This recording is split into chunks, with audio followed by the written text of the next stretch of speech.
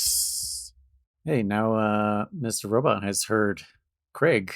Mm-hmm. Yeah. Oh, that's right. The audience never hears Craig. Yeah. That's actually he's a bot actually that we used to use to record on Discord.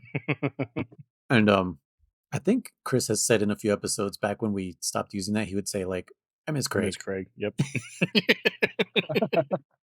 And I'm sure the audience is like, what the fuck is he talking about? Craig. Just like I miss Ryder. Yeah. I'm going to be honest. I think that is connecting a confusing dot, a couple confusing dots. Finally? Yeah. You're listening to the podcast. Yeah. I'm like, who's Craig? Is that like some Patreon that I've never heard about? Craig was the first and only supporter for a long time. Yeah. He gave us $0. Hey, the OG listener.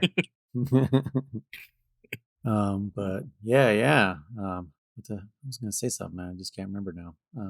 That's oh nice. yeah, you guys were talking about some game that I don't know what you're talking about. Some game with eyeballs with 3 hands or some shit. What game is that? No, the Scarabs from MGS4. You've played that game. 3 hands. What game is that? What was that noise? Me. It's always me. Oh, okay. The noise. The only one. How you guys been? Feels like we haven't talked in ages. Well, a week. Did we skip a week? Well, we skipped Monster Hunter, and then I was on there, and you guys dragged me into your Minecraft server thing.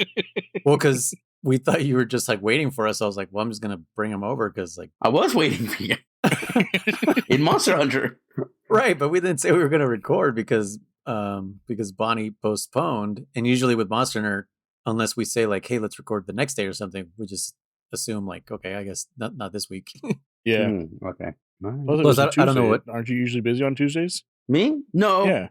Not busy. So it's because those are the only days that Laura has off. Oh, that's Monday, right. Tuesday, Wednesdays. So that's why I had to move to weekends. Otherwise, we never spend time together. She works, Thursday through Sunday. My day's off. Well, not Sunday, but you get what I'm saying? I think that's what we were also thinking too. It's just like, well, we moved the schedule on purpose so that German would have time with his wife. And then I don't know what was going on with Bonnie, and I didn't want to be like, you good today? I figured she would let us know. Mm-hmm.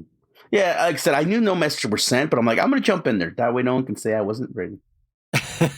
Hey, well, you got to hang out with us. We still can. We would just be wrong. Yeah, there you go. That's true, I guess. Just like when you say the knife was shot. Well, yeah, where do you weigh in on this, Mr. Robot?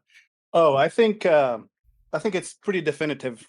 You were playing MGS2 when I was watching your stream, and I think we made it a point to watch. Oh, right. That's right. Using various forms of deduction, we determined that the knife was in fact not shot.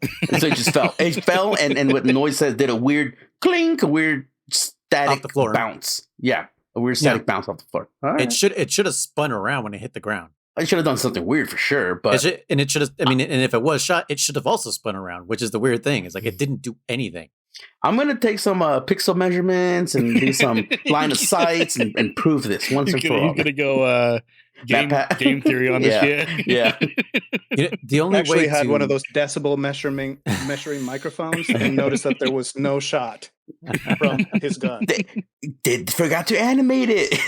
Yeah, he's gonna analyze the Kojima Productions. Kojima Productions. Jesus Christ, Productions forgot a detail? No way. Oh my, yeah. They never do. But you know what? Now that it's on PC, we can. Someone can definitely go in there and move the camera around and stuff and see what the hell's going on. Because in a pre-rendered cutscene. Well, it's not pre-rendered. It's real time. Huh? It's real. Yeah, it is using real models, huh? That's one of the things that we never really talked about with Metal Gear Solid 1 is that Metal Gear Solid 1 pioneered the real-time cutscene in video games. What about Twin Snakes? Did that do Metal Gear Solid 1, the only Metal Gear Solid with Liquid and Solid, but Twin Snakes pioneered the real-time cutscene. And the real Mei Ling, right? The only Mei Ling. Right. That's what I meant. Good luck, Snake. Yeah.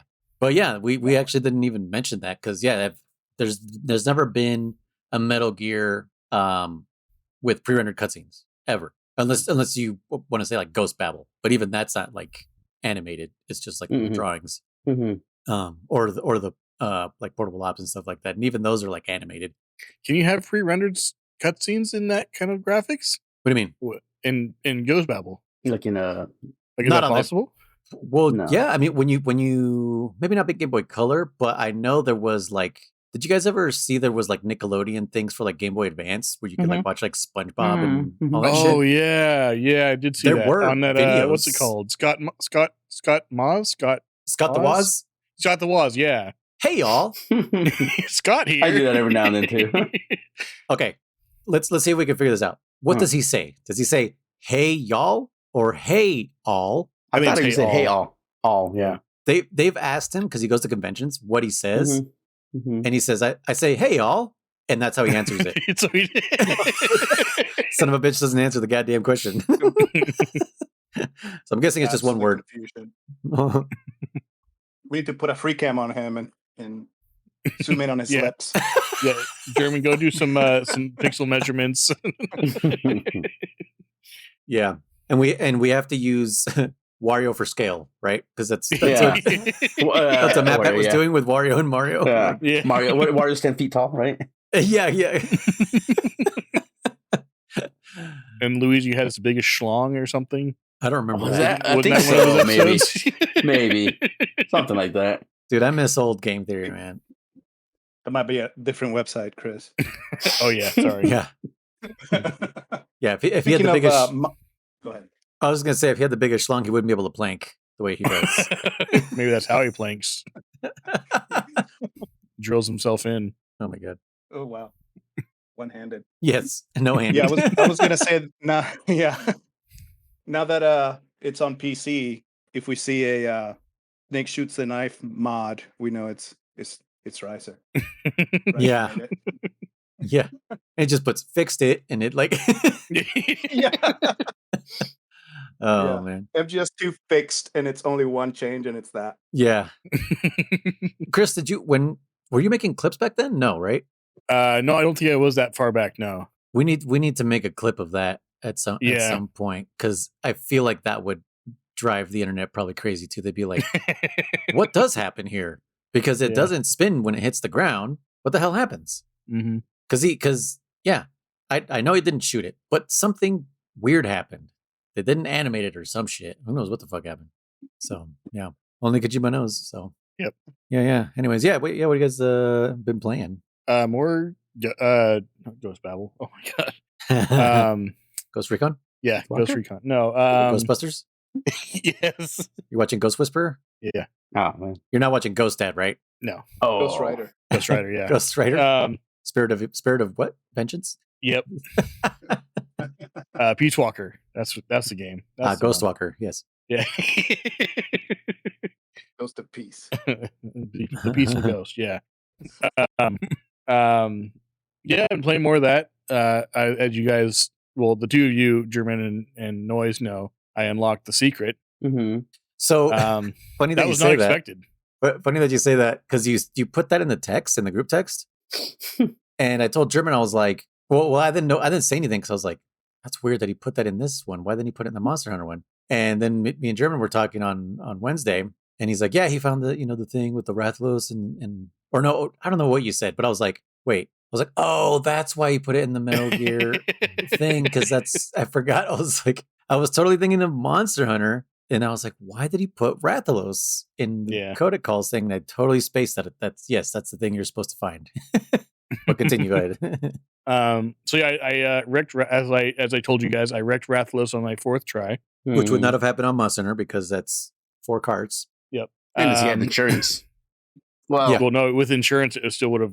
But the fourth one would have been my last one. So you would need insurance and safeguard. Yeah. Yeah, safeguard to Moxie or some shit. Yeah, and Moxie. Yeah, just to put him on pixel health. Yeah. So that was fun, and then I tried Tigrex, and he wrecked me more than 4 times. I ended up giving up, but I will try again. I'm guessing I haven't given up completely. I'm guessing you haven't beaten Velocidrome. I hate the Velocidrome.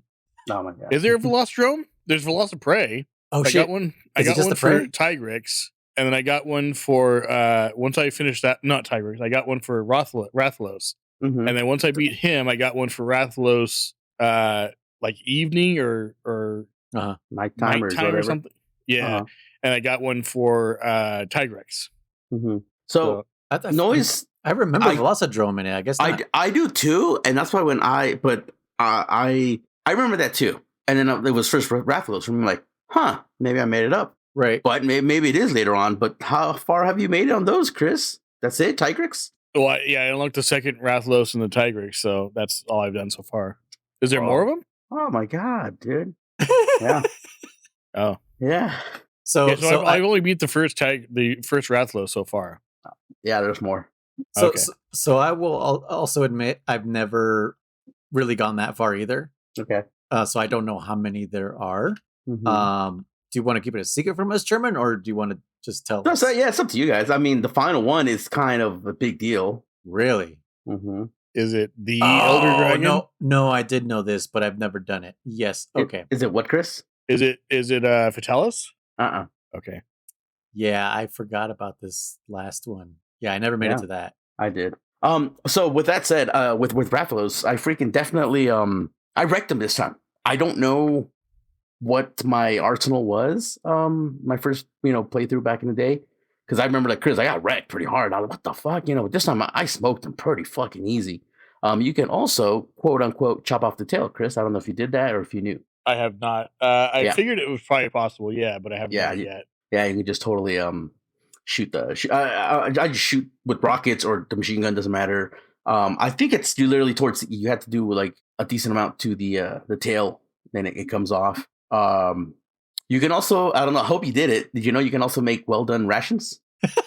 I went up to the cat there and I remember Miller getting on like, oh, you can use that to cook food, including rations. And I was like, so you can make like rations plus or something? Like it's a well done ration, yeah. Okay. It's pretty funny. I don't think you can make well done curry or nothing like that, but for sure you can do well done rations. Oh wait, does it go? That's tasty. Shit, I think it does. I'm not gonna lie. I made some and I don't fucking remember, dude. By the way, goddamn, yeah, I forgot this game uses like would this be Monster Hunter Freedom 2? I'm assuming. Right, because Tigrex on there, so it's got to be at least 2 unite at most. Fucking AI, if you want to call it that, because those Velociprey are just fucking relentless. Jumping on you, and you're like, and then the wind press from the Tigrex, from the Rathalos or whatever. And it's funny because I was doing Codec Calls. Hitbox of Rathalos, my god. I didn't get hit too much by Tigrex with hitbox hitting me more, but Chris, point being is the old school Monster Hunter. I know, yeah. No, yeah, those fucking Velociprey. I'm like, god damn it, and they don't stop spawning in. You kill them, and they just don't stop. Like, I don't miss this at all. I was like, god damn. And you Codec Call and shit, and they all give you tips and stuff. And like, Chico's funny because one of them, he's all like, oh yeah, like his roar will, incapacitate you or some bullshit like that. He's like, you could probably like negate it with like earplugs or something. And I'm like, yeah, give me earplugs, an asshole. They give you shit about the wind press. No, he just it's just a little nod. As far as I know, at least. I don't think I've unlocked every item on this game ever. But what if you use the Walkman? Oh shit! Ooh. Now, yeah, that'd be cool. Now, here's one thing that I know you get from beating these. Now, I don't remember which one gives you this, and I haven't done it yet, or at least I didn't pay attention if I already got it. Is you do get a codec shout out. That's literally Rathalo's roar. Yeah, so you can just if you're playing multiplayer, you can just literally roar like the Rathalos. It's pretty funny. No, not that one. The Rathalos. It's pronounced Rathalos. But I used to do that one and the meow meow all the time. I love that meow meow. Oh yeah, I gotta find the meow. Meow meow meow. What about you? To interject, but I think I'm really confused because I thought you guys were talking about Monster Hunter. But then there's like rations and Codec Calls and Chico. So I'm like, what is this? What are we talking about? Is there some sort of what is happening? It was a crossover that they did for this game. Yeah. There's secret missions for no way. Yeah, because the game plays so much like Monster Hunter, which I think Kojima definitely took inspiration from or worked with. I think some of the team or some shit worked together with them and all that stuff. Who knows? I don't really remember. But yeah, they did a crossover epissed. Mm-hmm. Oh, that's cool. Yeah. Monster Gear Hunter Solid Monster Gear, yeah.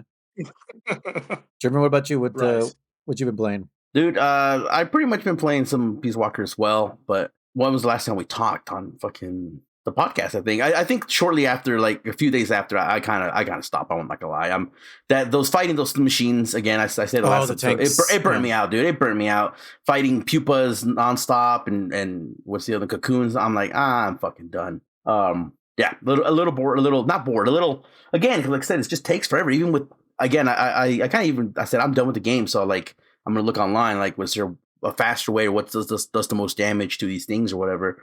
And apparently there's some kind of like rocket launcher that's just like, super strong, but God, I think you got to get like max level on your what do you call it, research development. I really don't know what the requirements are. I just wanted to know what it was, and I'm like if that's all there is, then I don't care anymore.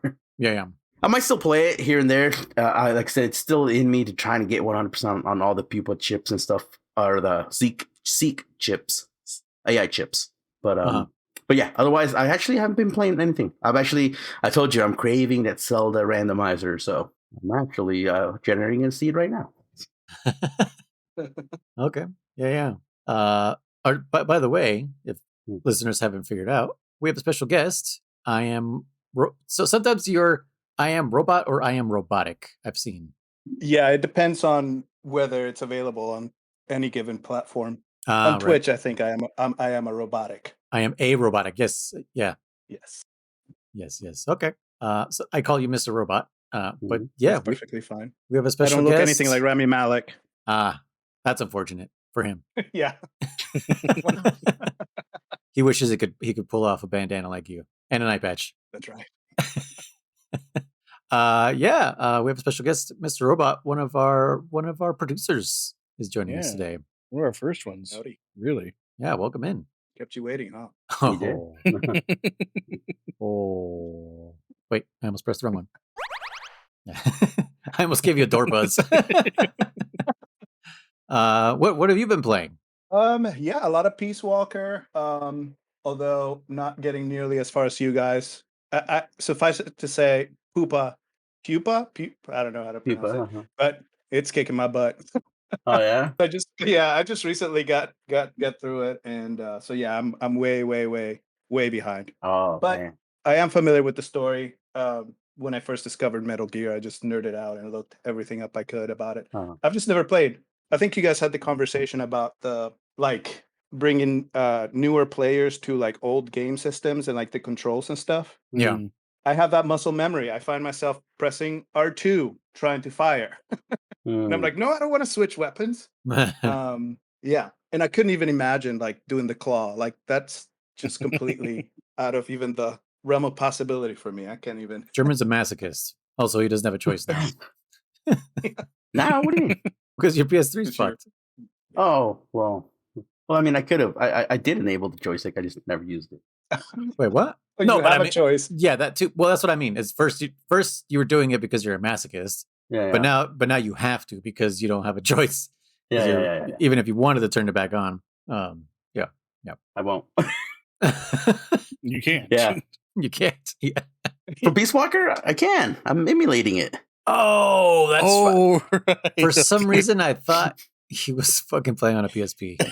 No. I thought about it, but started out that way. No, he started on a PS3. Yeah, and then 4, and then my thing broke. It died. Yeah, the laser stopped again. The chip. This is the chip. It's the chip that fucking. Oh, it's a chip. Overheats. Yeah. Red ring of death and whatever. All that good shit. Oh, the yellow light or whatever. So the claw has always been a choice. What's that? The claw has always been a choice. Yeah, well, I mean, if you're emulating it, if you're playing on PSP, then no, it's not a choice. You have to do it. Yeah, but for you have actively elected to play with claw. Yeah. It comes back to you, man. Easy, man. He's a fucking masochist. He hates his left hand. I can't even imagine that. His left hand doesn't give him as much joy as his right hand, so he punishes it. That's a solid Snake joke. Need some scarab action. I know. If I had a third hand, damn. Oh, I know, right? Huh. Play video games at the same time. You choose to use the claw anyway, and not use it. He would still just do the claw. He would use that third hand on the D-pad. Yeah, that's what I was thinking, actually. Yeah, use the fucking third hand on the D-pad. It'd still be technically the claw. Yeah. Yeah. One hand on the joystick, the other one on the face buttons, the other one just doing D-pad. Oh man! To zoom in and out, right, Chris? Yep. Fourth hand for the shoulder buttons. Yeah. Yeah, Peace Walker and Assassin's Creed Shadows have been grinding on that. Oh yeah, that's right. How's that? It's a good game. I enjoy it. I've been a fan of the Assassin's Creed series, and much like Metal Gear, I started with like the newest one. So like my first experience was the Valhalla. So I don't have like the whole like this isn't Assassin's Creed. You're lucky. Yeah. Yes. Yeah. Yeah. I'm just like, enjoying the mythology and the history and stuff like that. And then it gets really confusing when they come to the like modern world or whatever. It's like, what is this about? Yeah, anyway, let's get back to Rome or whatever. Yeah. Yeah. I think is that the one your sister started on, Chris? Also, because she loves Valhalla. I don't know. Okay. I haven't spoke to her for quite a while. Probably since you're strange, before you fixed her PC. I think it was around the time I spoke to her. Damn. Yeah. Are you guys even family anymore? Maybe. I don't know. The PC debacle really soured the relationship, it sounds like. Holy shit, man. I'm glad it happened, though, like I said, because I miss doing all that stuff. So I was like, yes, I love having my hands. Yeah, that's why I did it. I wanted to give him something to do. Yeah, that's why you did that 2 years ago. Yeah, I know. Yeah. I predicted. I was like, I was literally going to say the same thing. Are you a hacker? I'm telling you, man, this fucker's doing something. He's called some shit, dude. I'm like, come on, get out of here. Like pause. It's the long game. Pause. That's what I'm saying, dude. He's gonna pull off his mask, dude. They played us like a damn fiddle. Piano. A piano. Oh, a piano. That's right. Yeah. I don't know where that clip is from. Then, huh? Yeah. What did that sound like, Chris? I always thought it was Snake. Oh, okay. Anyways, yeah, I've still just been playing Minecraft with my wife. It's taken over my life, but it's awesome because it's they had to make me stop playing Peace Walker and play Minecraft with them. They didn't make you do shit. But you asked me when I was going to get on, and I said tomorrow, so I held my end of the deal. But all you do is stand around, Chris. It's true. Although I did get on yesterday with E-Rock. Oh, what'd you do? And we did heal that villager, No and way. we have him trapped now. So Wow. So we have a theoretically we have a cleric. They're the ones that make potions. So cool. You got to get him level up. E-Rock wouldn't get on today because it's too hot. I guess I don't know if he still keeps his window open during the day, thinking that's going to help him. But yeah, he was saying it was too hot in his room to do that. And I was like, well, turn on your AC. He's like, nah. I was like, okay, then just don't suffer in the heat. Whatever. That's our friend You E-Rock. a villager in Minecraft? I might have to start playing that. Yeah, I wish. Oh, there should. Oh, man, there should totally be. Is there Metal Gear mods? Oh my god! I have to hold on. I'm got a rope. I'm looking. Yeah, hold on. I got a rope. Let's see. Minecraft Metal Gear. Oh my god, mod.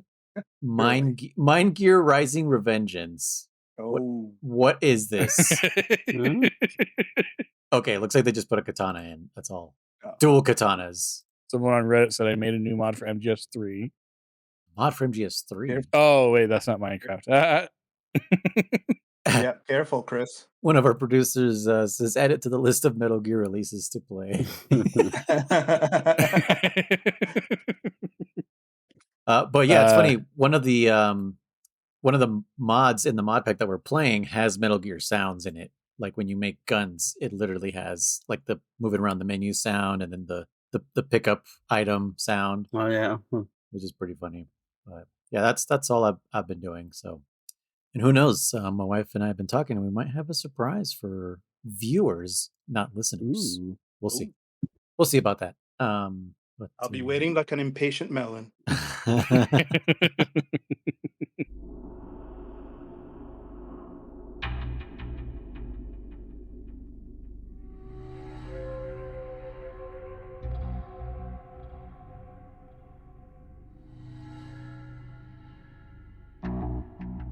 Welcome back, everybody, to Codec Calls, a Metal Gear Saga podcast where we discuss Metal Gear from 1987 all the way to the present in chronological release date order. I am one of your hosts, Noise, and I'm accompanied by two friends and a special guest, German, aka Riser. Hey guys. And Chris, aka Blue Rhino Boss. Yo, yo, yo. And I've already introduced him, but once again, our special guest, I am Robotic, or Mr. Robot.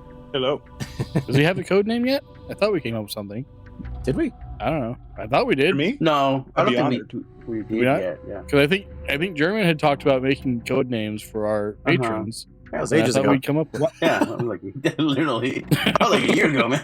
Jeez, it was a year. Maybe ago. once Holy they're crap. guests. So there'll be a bunch of us with code names. Yeah, we 'cause, talked about it. It'd be super cool, but then at the same time, it kind of feels like we're taking away already their code Their name, name? their Oh, screen yeah. name. Yeah, Oh, right. Yeah. I think that's what we were saying. We were like, well, we're just renaming people who have already named themselves. yeah. And the only one we have renamed actually has the best code name. Low. Oh, I really love it. You knew? You knew? When Chris does it, it's like, did I press the button? Or it's creepy close. Oh, He's yeah. Scott Dolph. I figured it out. He's Scott Dolph. I'm Chris. Scott. Yeah. Chris is- Dang it. That'll be the final Damn. mask. That would be fucking awesome. Yeah, it's fucking. The blue balls. What? But yeah, we're here to discuss the games up to Peace Walker in this episode. Just kind of summarize Peace Walker and how it relates to all the other games and stuff. Because when we were talking last episode, we were discussing that Cypher was like rare. Well, hold on. This is the first mention of the word Cypher and who was Cypher. So this is actually the first mention of Zero and the conflict between Zero and Big Boss. Like literally only after fucking figuring out that you had to find the doorknob 7 times and get the real ending. Oh yeah, Robot does not know what we're talking about. The doorknob is our name for the doorknob. Yeah. I figured it out. That's why I was Okay. giggling, trying not to make too much noise while you're talking. No. But yeah, so yeah, we have to find the doorknob 7 times, get the real ending, and that we find out Paz has been working for Zero, aka Cypher. So yeah, what do we think of all that? I've never been on board with him calling himself Cypher. Anybody else? No, yeah, it was always kind of weird. Like I said, for me, it was this replay of Portable Ops that I finally ever made that connection, because I talked about it before, where it was like when I played 4, Metal Gear Solid 4, and I was like, Zero. I'm like, okay, I like Zero. Metal Gear Solid 4. What's that? It's a game that exists. What? in my timeline. And Apes. in that game, obviously they go hard on this whole Zero and Big Boss and Zero, and I'm like, what the fuck? When? How? Right? It just kind of comes out of left field.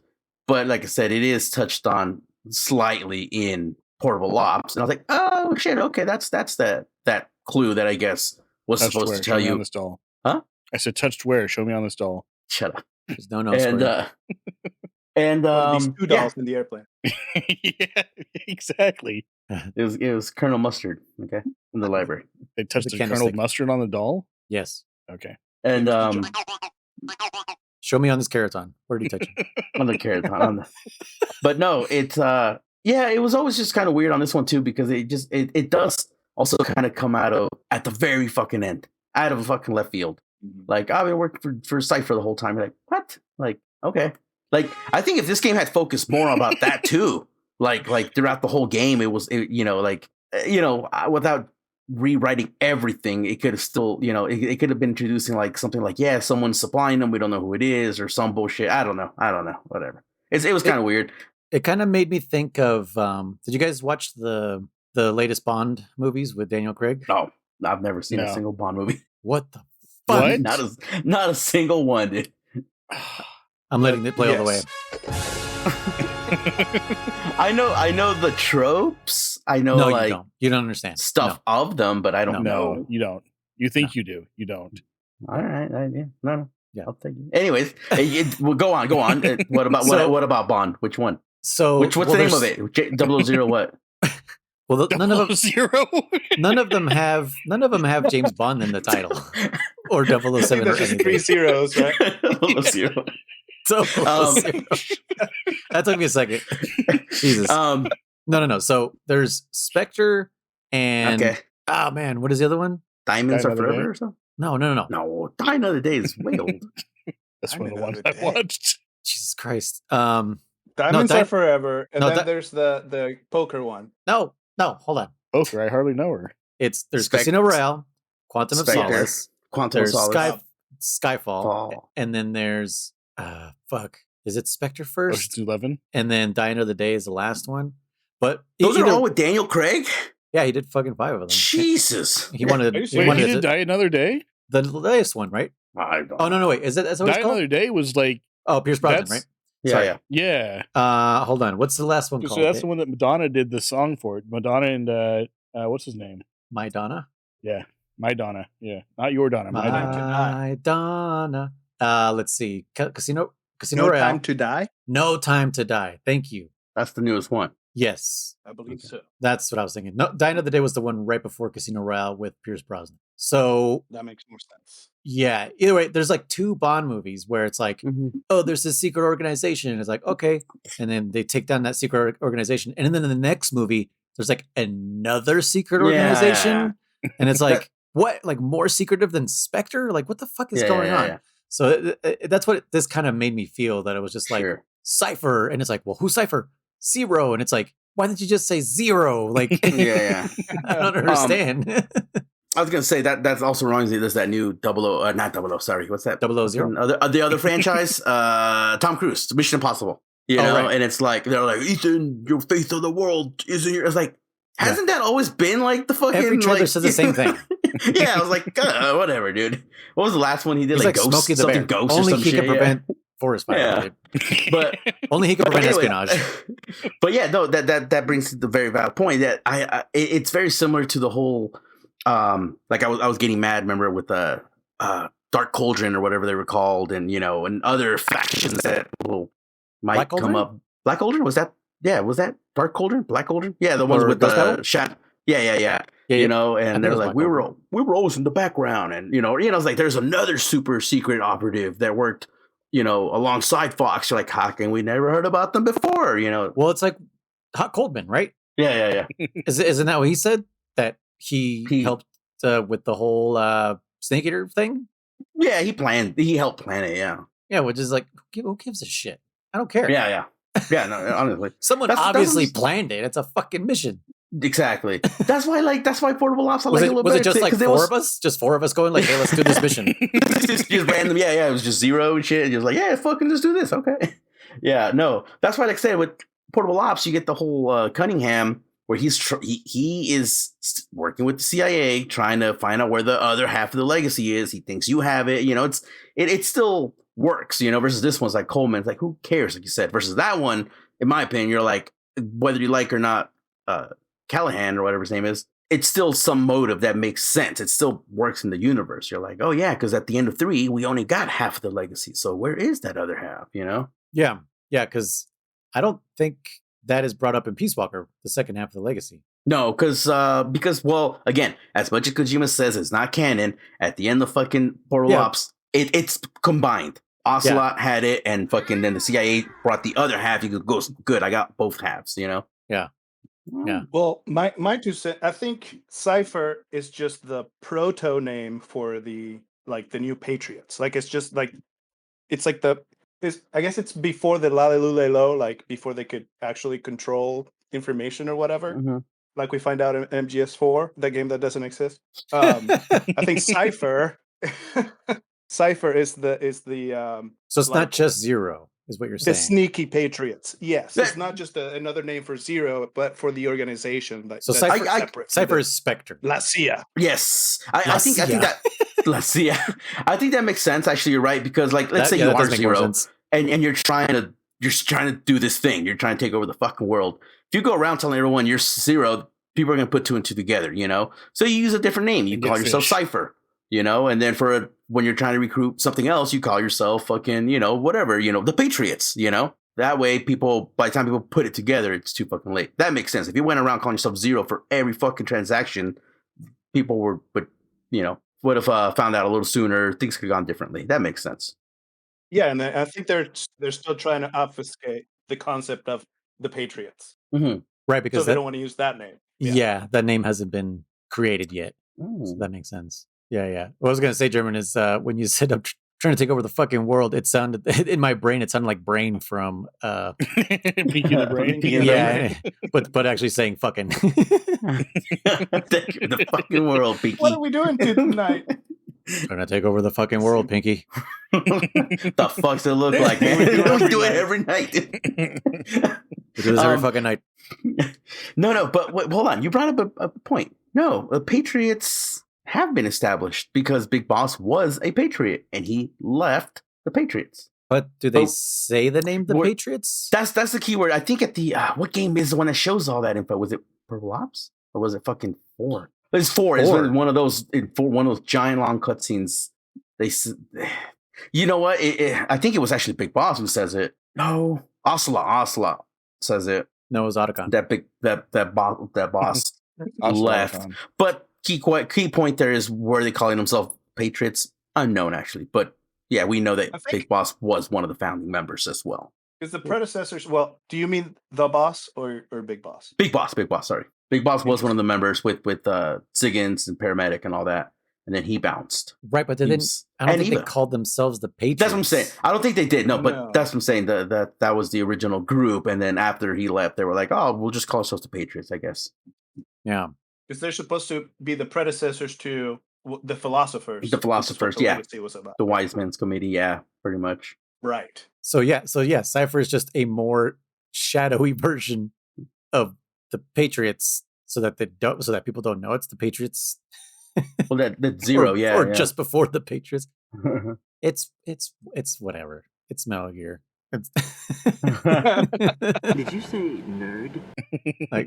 But yeah, that name always kind of rubbed me the wrong way. But that kind of makes more sense because I always thought it was just only referring to Zero. So that's how I was just like, why not just Zero? But okay, that makes more sense. Especially too when they don't make it clear because they go around saying all this other, just like they did with Null, right? Like I don't know, something about the digital world having a zero in its center or whatever, and then they say Cypher. So it's like, wait, what? So is he Cypher? Is it Zero? But yeah, I think it's the organization. Yeah. You know what's weird is back in the day, my head made a connection between Cypher once I knew what and who Cypher was, and MGS2 when that Cypher flies over Snake and takes a picture of him, and Snake goes, "A Cypher." Yep, I played a shitload of 2, so yeah, that always did trigger me too. I'm like, what? And I was like, is he just saying Cypher because that's what those things are called, or is he saying Cypher because he knew of the Snake also know about Cypher? Yeah, and it's not. That's just what they're called, I think. Yeah, because he doesn't know about that shit. He doesn't find that until 4. Yeah, and that super long cutscene at the end that could have not happened if he just shot himself in the face. In that game, I want to say he actually does know a little bit because remember at the beginning of 4, he says, "Are you with the Patriots?" And she says, "Dalali lule lo." What are you talking? He's like, "Oh, never mind." So I'm assuming at the end of 2. Otacon was able to dig up a bunch of information and like, oh, the Patriots have been dead for 100 years. And then it was all fake data. Anyways, that Otacon was able to dig deeper and say like, oh shit, there's a fucking the Shadow World, you know? Yeah. Okay. It's like, me and Robot are typing at each other. Yeah. What else can we bring up here? Miller, his fucking ulterior motives. What the shit? Yeah. What do you think of that? Like a damn fiddle. That's piano. Oh. Sorry. He's not trying to control content, just context over here, okay? Right. Do you know what day it is tomorrow? Oh, Site 4. Damn it, I missed that. That was way better than mine. Fuck you, German. Yeah. What do we think of that? Like, do you think that relationship is now strained, broken, maybe? Like, kind of like between him and Zero? Because that's a pretty fucking big thing to keep from. Wait, you mean him and Miller? Yeah. Wait, between Zero and Miller? I'm confused. No, Snake, Big Boss. Pause and Miller. Just Cousin Miller. Just fucking with you. Yeah, Snake and Miller. Okay. Between Miller and Peace Walker. The machine. The game. The game, right. How does Miller feel about Peace Walker, the game? I don't know. Give him a call. Yeah, I would think so. At least it's gonna be one of those things that's always gonna be a thorn in the side of Big Boss, I would think. Do you think maybe that causes a new conflict in the future and like future games, and maybe that explains why like Miller is on not necessarily like Solid Snake's side, but taking the what's the word? Well, he trains the new recruits or whatever. So exactly, he's he kind trains of on Foxhound side, if you will. Exactly, Mm-hmm. exactly. So he continued Foxhound after Big Boss left or some shit. Like who? Like what do you think? What do you think happens there? Miller. Yeah, that's a Chris question, brother. Yeah. Yeah, I guess it kind of makes sense, because if he trained Solid Snake, he's going to know that he was very even more so than Big Boss. He was very easily manipulated. Like he's I wouldn't call him naive necessarily, but he's just, these are my orders, so I'm just going to follow them blindly, kind of thing. Whereas Big Boss eventually got to the point where he's like, especially after talking to the boss and everything that happened with her and their confrontation and everything, he learned like, maybe I shouldn't just be following all these orders blindly. Maybe I shouldn't just be fighting for the country no matter what. And she kind of made him think about that. Whereas Solid Snake never really had that realization until much later in life. So I think that could be part of it, is that Miller saw that weakness in him, I guess you could say, and took advantage of it or something. I don't know. So you're saying he like trained Solid Snake to be only a soldier to get back at Big Boss? But is that what you're saying? Yeah, kind of. I mean, that's not necessarily to get back at Boss, but like he just saw like, it's another person I can use as a chess piece or whatever. Oh, I get what you're saying now. Yeah. What he couldn't do with Big Boss. Yeah, exactly. Mm-hmm. Holy shit! Okay. I didn't even. That's a good fucking. Because by joining quote unquote Foxhound, that is technically joining Cypher, right? The Patriots. Right, because we kind of forget that we're we're the bad guys for the entire games that you play as Solid Snake. Mm-hmm. Right. Like you always forget that. It's just like Well, and everyone else from Foxhound takes Big Boss's side, except for you. Yeah, so, literally. Like, I mean, I think there's a handful of other Foxhound agents who maybe didn't take. Actually, in Metal Gear Solid 1, Meryl says that those who didn't join Liquid were fucking killed, right, or something like that. Wait, what? Am I wrong? On Metal Gear Solid 1, it was the whole base was being guarded by like Foxhound members, and she said whoever didn't follow Liquid, they were killed or some shit, right? So there's other Foxhound. I think it's safe to assume that. Like Decoy Octopus. There's a handful of soldiers that maybe didn't go along with certain plans, but for the most part, they're all loyal to Big Boss. So yeah, they're loyal to their commander. So if when he decided to, I'm assuming he would pick the ones that to go to Zanzibar land or whatever are the most trusted ones, and then the ones that aren't are back at base. At the USA base, CIA base. And Big Boss said himself, because I think Big Boss even recognized it, that Solid Snake wasn't like the one to figure stuff out or look into anything, because even Big Boss said himself when they, when all that happened, like, you weren't supposed to figure this out. That was not your job. No. Your job was to do what I told you to, and when you disobeyed, and now I have to kill you. Yeah, pretty much. So. Yeah, he was just supposed to show that. Was it Zanzibar Land in the first one? No, right? Yeah, Zanzibar Land was the second one. Second one. But yeah, he was supposed to show that this group Outer Haven did have nuclear capable weapons or whatever. Weapons of mass destruction. That was all it was meant to be a deterrence. But at the end of Peace Walker, we already know he has that. So I don't know. And remember how we were talking about the little side ops you can do and all that shit. And we're talking about how like this super secret weapon, Metal Gear, and that no one knows. Yet there's like the fifth iteration of a Metal Gear. Yeah. So imagine all those soldiers that saw Metal Gear Zeke and like, what the fuck is that? Yeah. No one reported that. Nobody fucking was able to survive or, That's why. Send That's why. that Like one transmission before they die. There's a fucking walking tank. That's why by now it makes that whole DARPA chief scene funnier. You know, Yeah, it's no like shit. the secret black project, Yeah. nuclear equipped walking battle team, Metal Gear. Yeah, You yeah. knew? Like, yeah, Yeah. motherfucker. There's been so many by this point. By the time this game was made, this is the third one. Yeah, dude. Seriously. And in hindsight, it's kind of funny that, you know, like you guys were talking about in the original Metal Gear, that Big Boss is treating Solid Snake that way, because it's like the theme of all these have been, oh, these governments and these organizations just use soldiers and then throw them away. But then he was surprised that Snake wasn't just following instructions. He was figuring stuff out himself. Like, you weren't supposed to find this stuff out. Yeah. It's kind of the opposite of what he's been advocating for his soldiers this whole time. Like, that they have worth beyond war. Yeah. They're more than a tool or whatever. He was being a hypocrite. Right.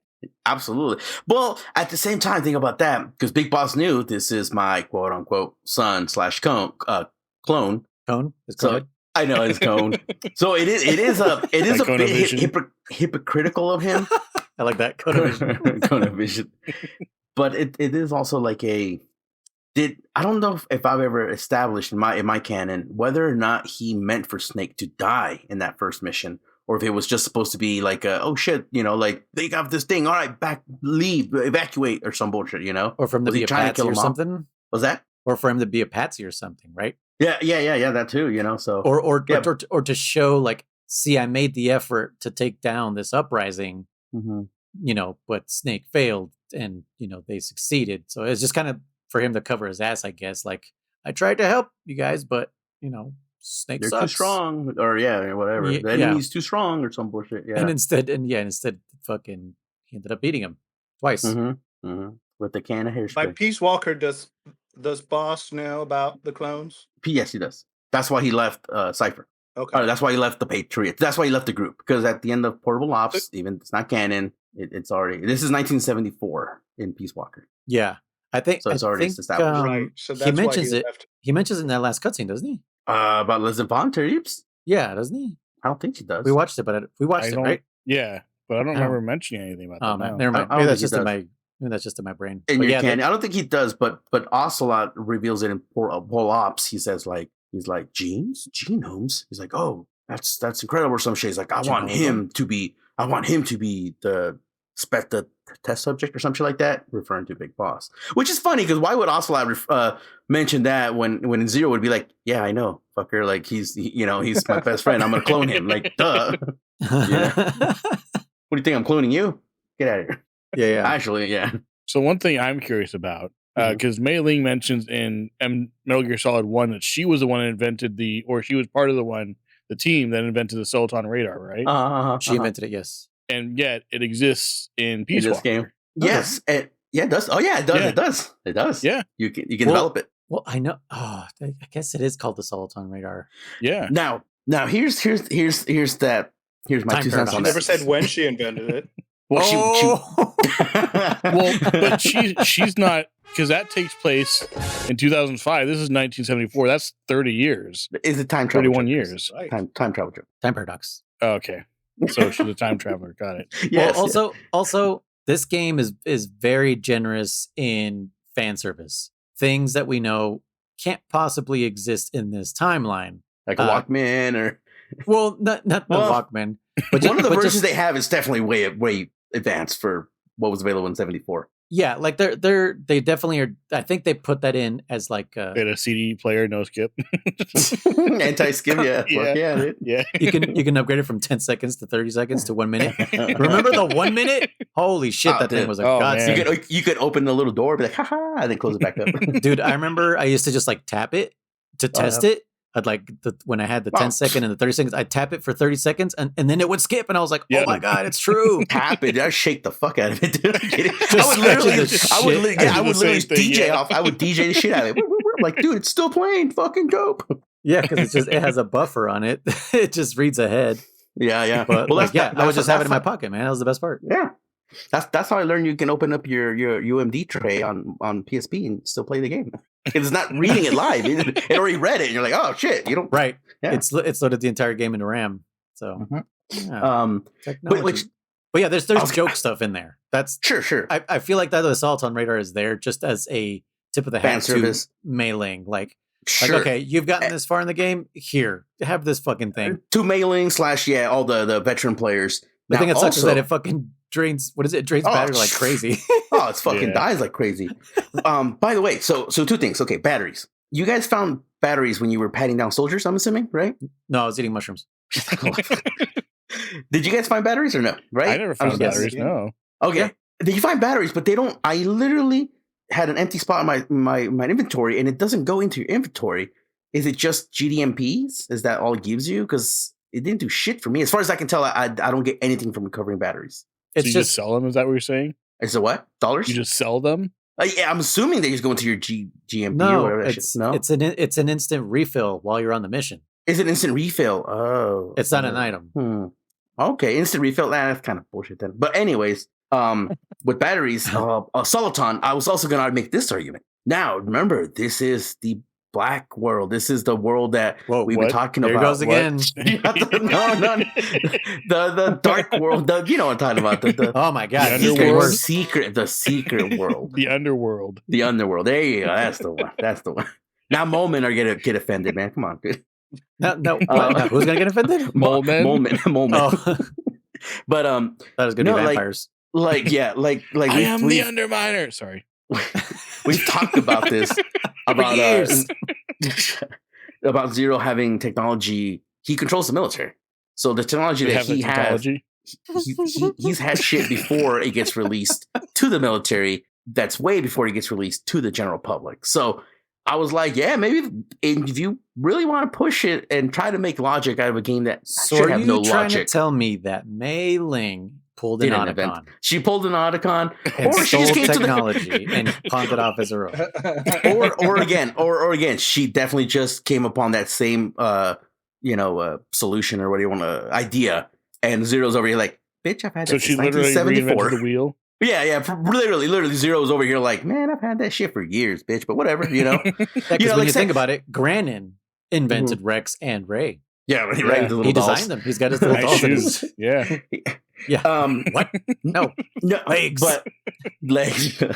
But no. What's funny is think about this. Think about this. It was developed, let's say, by let's take it serious. It was developed by scientists at Mother Base, and then through shit that might not happen, Chris. Who knows?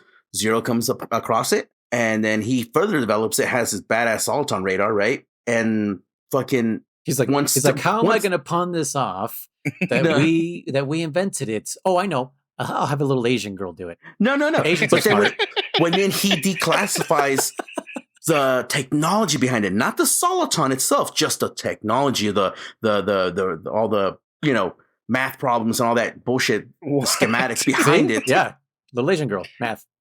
She's recruited as this really smart girl and she's like, oh, here's our archive of data, and she's like, oh shit, I could do something cool with this. You never know, right? But he's just ignoring us now, Chris. I'm gonna add one more thing too. I didn't think about this until just a couple days ago or something like that. When I was reading some of the chat logs on Discord, and I didn't think about it, but Ocelot. I almost said Otacon. Ocelot. In my opinion, goes down just like his mother. Whoa. Whoa. Shut the hell up. Don't talk about boss like that, man. No, I love her. You don't know how much I love her. We know. You have your way with her while she's unconscious. No, I do not. I yes, you do. You said it multiple times. I hate killing her. I know. You like knocking her out. But freaking no. Think about this. He sacrificed everything. He went down as a fucking villain. As a villain. But he will go down in history. He went down as a villain.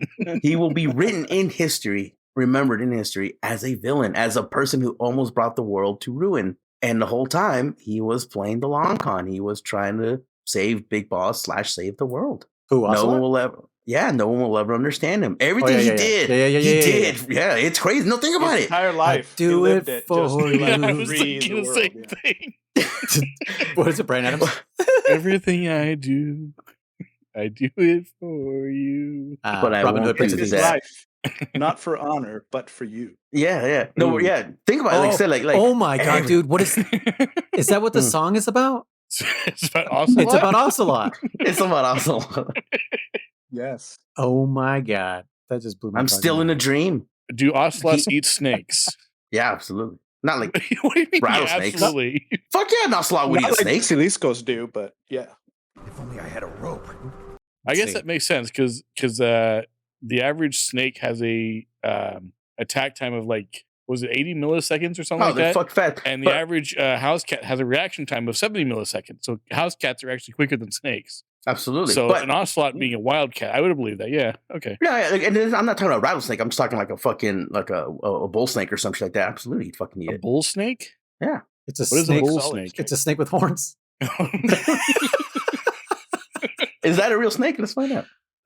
A bull snake? I don't think so. Okay, you look up the snake with the horns. But here's the diet for ocelots. They are carnivorous. They hunt rabbits, rodents, snakes, fish, and frogs, young deer, and pecaries. I'm not sure if I'm saying that. Parakeets? Pecaries? That's pecaries? one of the animals on the that you can get the names of. Yeah. Oh, one of the codenames? Yeah. Oh, is that the one that I put it to the balls? Balls to the walls? Is that the guy I posted?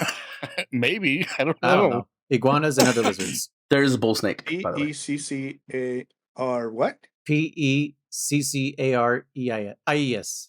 Peccaries? Pterodactyl, Echo, Charlie, Alpha, Romeo, Indigo, Echo, Sierra.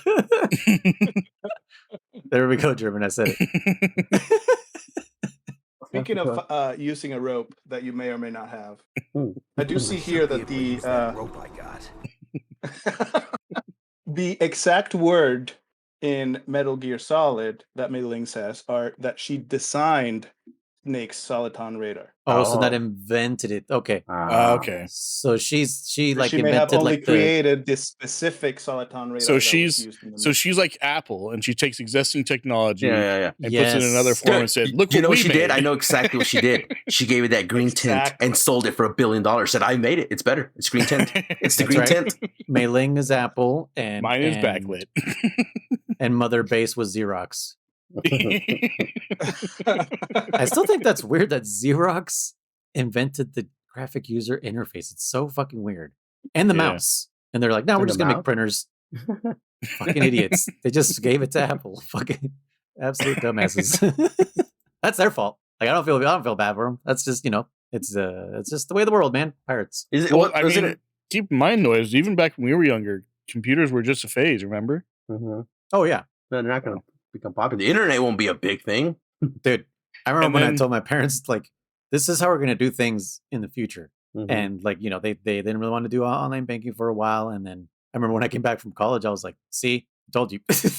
well, again, and that was only like just a couple of years, Oh, like, no. From when I was 16 till I came back from college, which was only, I was 19 when I came back. And I was just like, it's fucking... That's what I'm saying. Like IPs, they were told there's not enough IP addresses to go around, which is IP6. Nah. Oh no, IPv6. Like you were saying, IPv6. They're like, nah, there are not going to be that many computers. Yeah, fucking within like a year, it exploded exponentially or some bullshit like that. I think what they thought was like, well, we're never going to have that many people on the planet, and then they didn't think about like, no. Devices, dumbass. That's people. What I'm saying. You should have been accounting for devices. Exactly. And what's funny about that is, who was it there? The IEEE or whoever that institute is? Yeah. They still went ahead and fucking developed IPv6, and they were like, no, we're gonna need this shit. And so when they're like, oh shit, we're fucking like, we got it. We already fucking invented it. Yeah, they invented it. We already made it. Almost alongside IPv4, like not really that much longer. Literally, it's the funniest thing ever. We'll use it later. And now it's like, no, we need this. And it's like,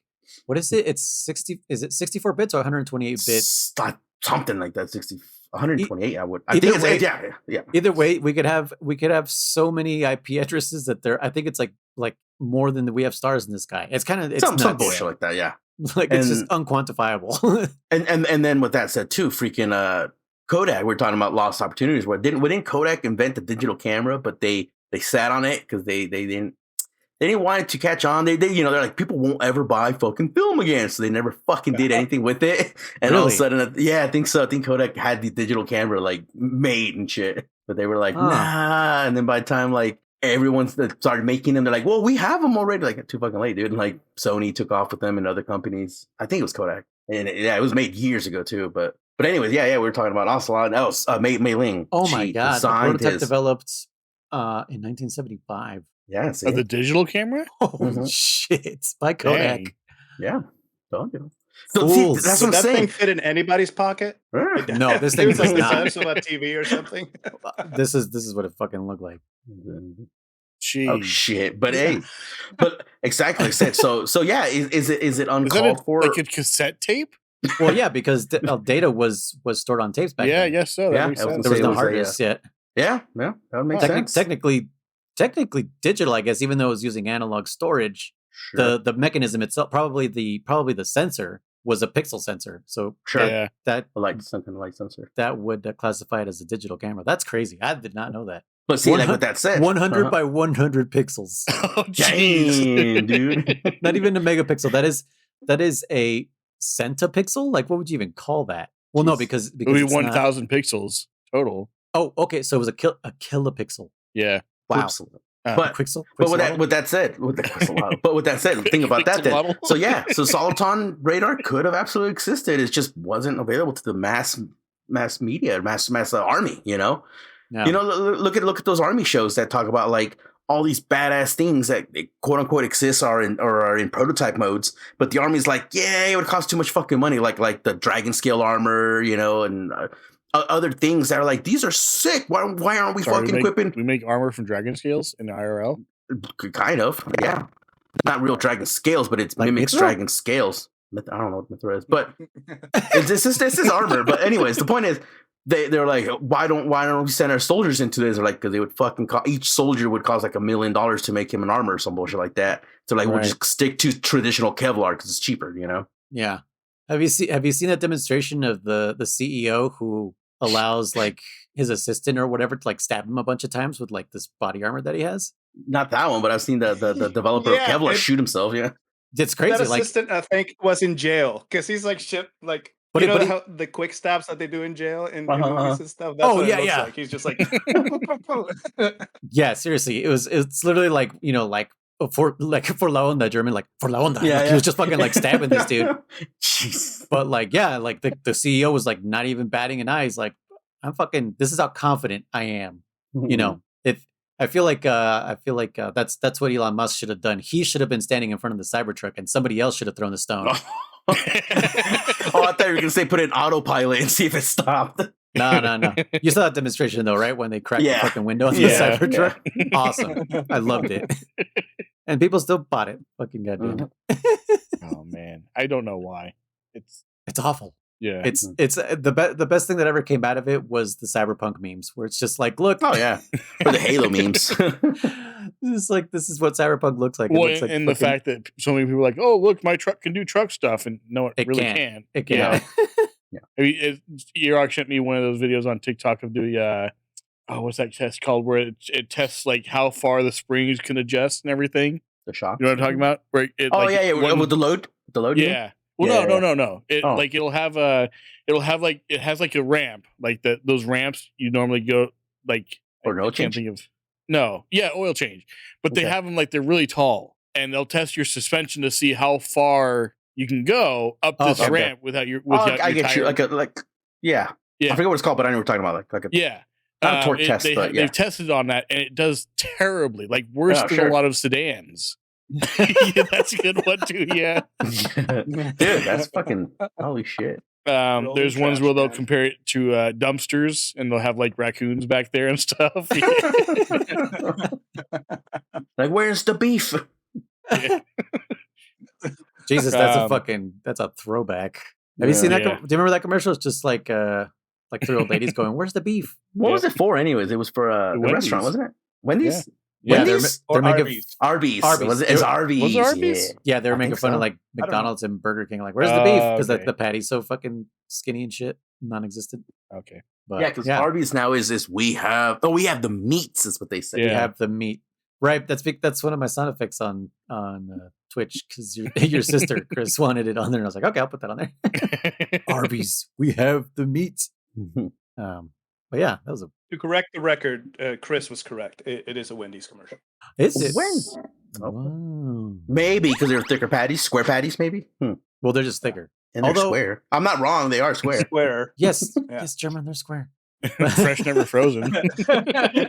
Except in Alaska and in fucking Hawaii. I guess. Really? Yeah, I guess. That's the only place that I think there's literally a disclaimer. Except again, never fresh, never frozen in the continental United States. Yeah, okay. because if they have to fly them out there, so yeah, they have to be preserved somehow. I mean, they could chill them, but that'd be more expensive. They just fucking freeze them. They just show up with sunglasses on, like a chilled fucking airplane. Yeah, right. Just a frozen airplane. No, like a you know they have cooler trucks, like a cooler airplane. You know, like that. I'm sure it exists. I'm what sure about it does, a radical actually. one? I know. I knew you were going with that. What if they were rats? We called them radical rats. Biker mice from Mars? I was gonna say that one. But I was gonna say, but it's mice, not rats. So, yeah. But yeah, I saw a. This is going off the trail again. I saw a clip from Street Sharks recently. I was like, oh my gosh, I missed that show. Street Sharks. I had some. I didn't have them all. I had like 2 or 3 of them, and one of them with squirt water. Yeah. I remember was there a cereal, or I think there was for sure like a Gushers kind of candy, right? Like gummies, Street Shark gummies. I remember those. I think you're right. But they were like Gusher style because you bit into them and they were like, had juice. And I was like, yeah. Have you tried a Gusher lately? No. Oh, they're so disappointing. Really? Yeah, I don't remember them being like that. Is that how they used there's to be? like hardly anything inside there now. Yeah, they're more candy than they are money shots. Like juice? Oh shit. Money shots. When you think about it, that's what's happening. Gush very much. That's what's happening when you think about it. Pretty much, yeah. Honestly, right. You're not wrong. German, you know. How do I know? And we take several of them. Never mind. The Bukkake Gushers. Yeah, I think we all knew where you were going with that, and then you didn't. You did like the sound effect. No.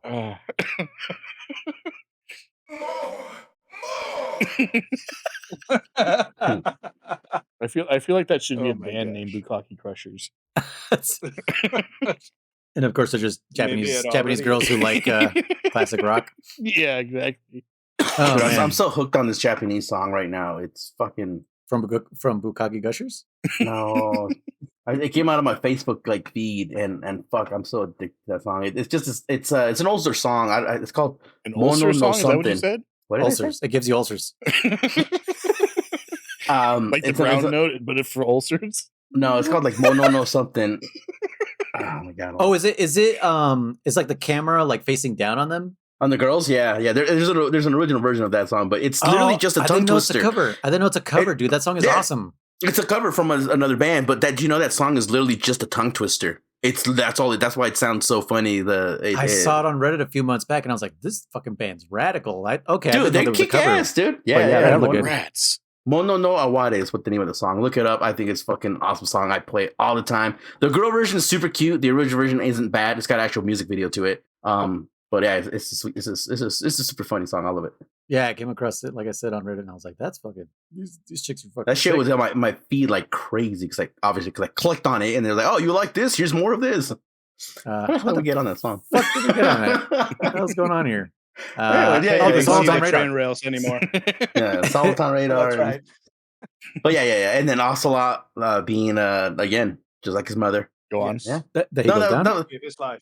No, that's it. No, that's it. No, you said something before about why he's just like his mother. Because he will be written in the history books as a villain, as an evil person. Yeah, that's right. That's right. But yeah, so actually, we're talking about Zero, and that started with Miller. Yeah, because I asked about Miller and Big Boss, and if Chris thought that maybe the next game would be like about that shit, like their Fallout or something. Mm-hmm. I remember reading back in the day, when the whole Metal Gear fandom, they were talking about like how Miller kind of shows up in this game out of nowhere, and he's already like established like a right hand man of Big Boss. People were like, well, how the fuck did they meet? Like, what the fuck, this and this and that. And people were arguing like, we didn't even need Miller in this game, and this and that, like that was kind of pointless. And then someone was like, and like we needed fucking Roy Campbell in Portable Ops. They're like, right? Fair enough. Yeah, it's just fan service. That's really what it is.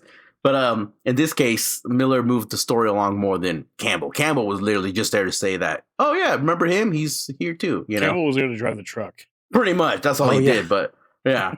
And this one, Valeria or whatever. Yeah. And this one, Miller literally moves the story along, and stuff like that. I was gonna say, I think Miller's probably the best part of this game. He's cool. Absolutely. You know what? That's what's funny like in this. Because and I think it was well done because we felt betrayed. I did in Metal Gear Solid 1 when the whole time you're thinking you're talking to Miller, and you're like, oh no, it's not Miller. It's not Decoy Octopus either. It's fucking Liquid. What the fuck? Like you know what I'm saying? Like this guy that Snake respected was never really that guy. So then you're like, huh. So you're always left with that, like wondering who Miller was, and all of a sudden you get to see who Miller was. You're like, oh shit, this guy's kind of cool. I like him. He's got fucking pervert. I'm a man of my word. I just figured something out. What? So either Raiden in MGS4, right? Either the original Raiden is dead, or the first one that got crushed was Decoy Octopus. But if the first one, yes. So if the first one that got crushed was the real Raiden, then the second one that they fought with afterwards is Decoy Octopus. I was like, when you said crushed, I was like, that was Gray Fox. But yes, I remember when he was Rose. yeah, exactly.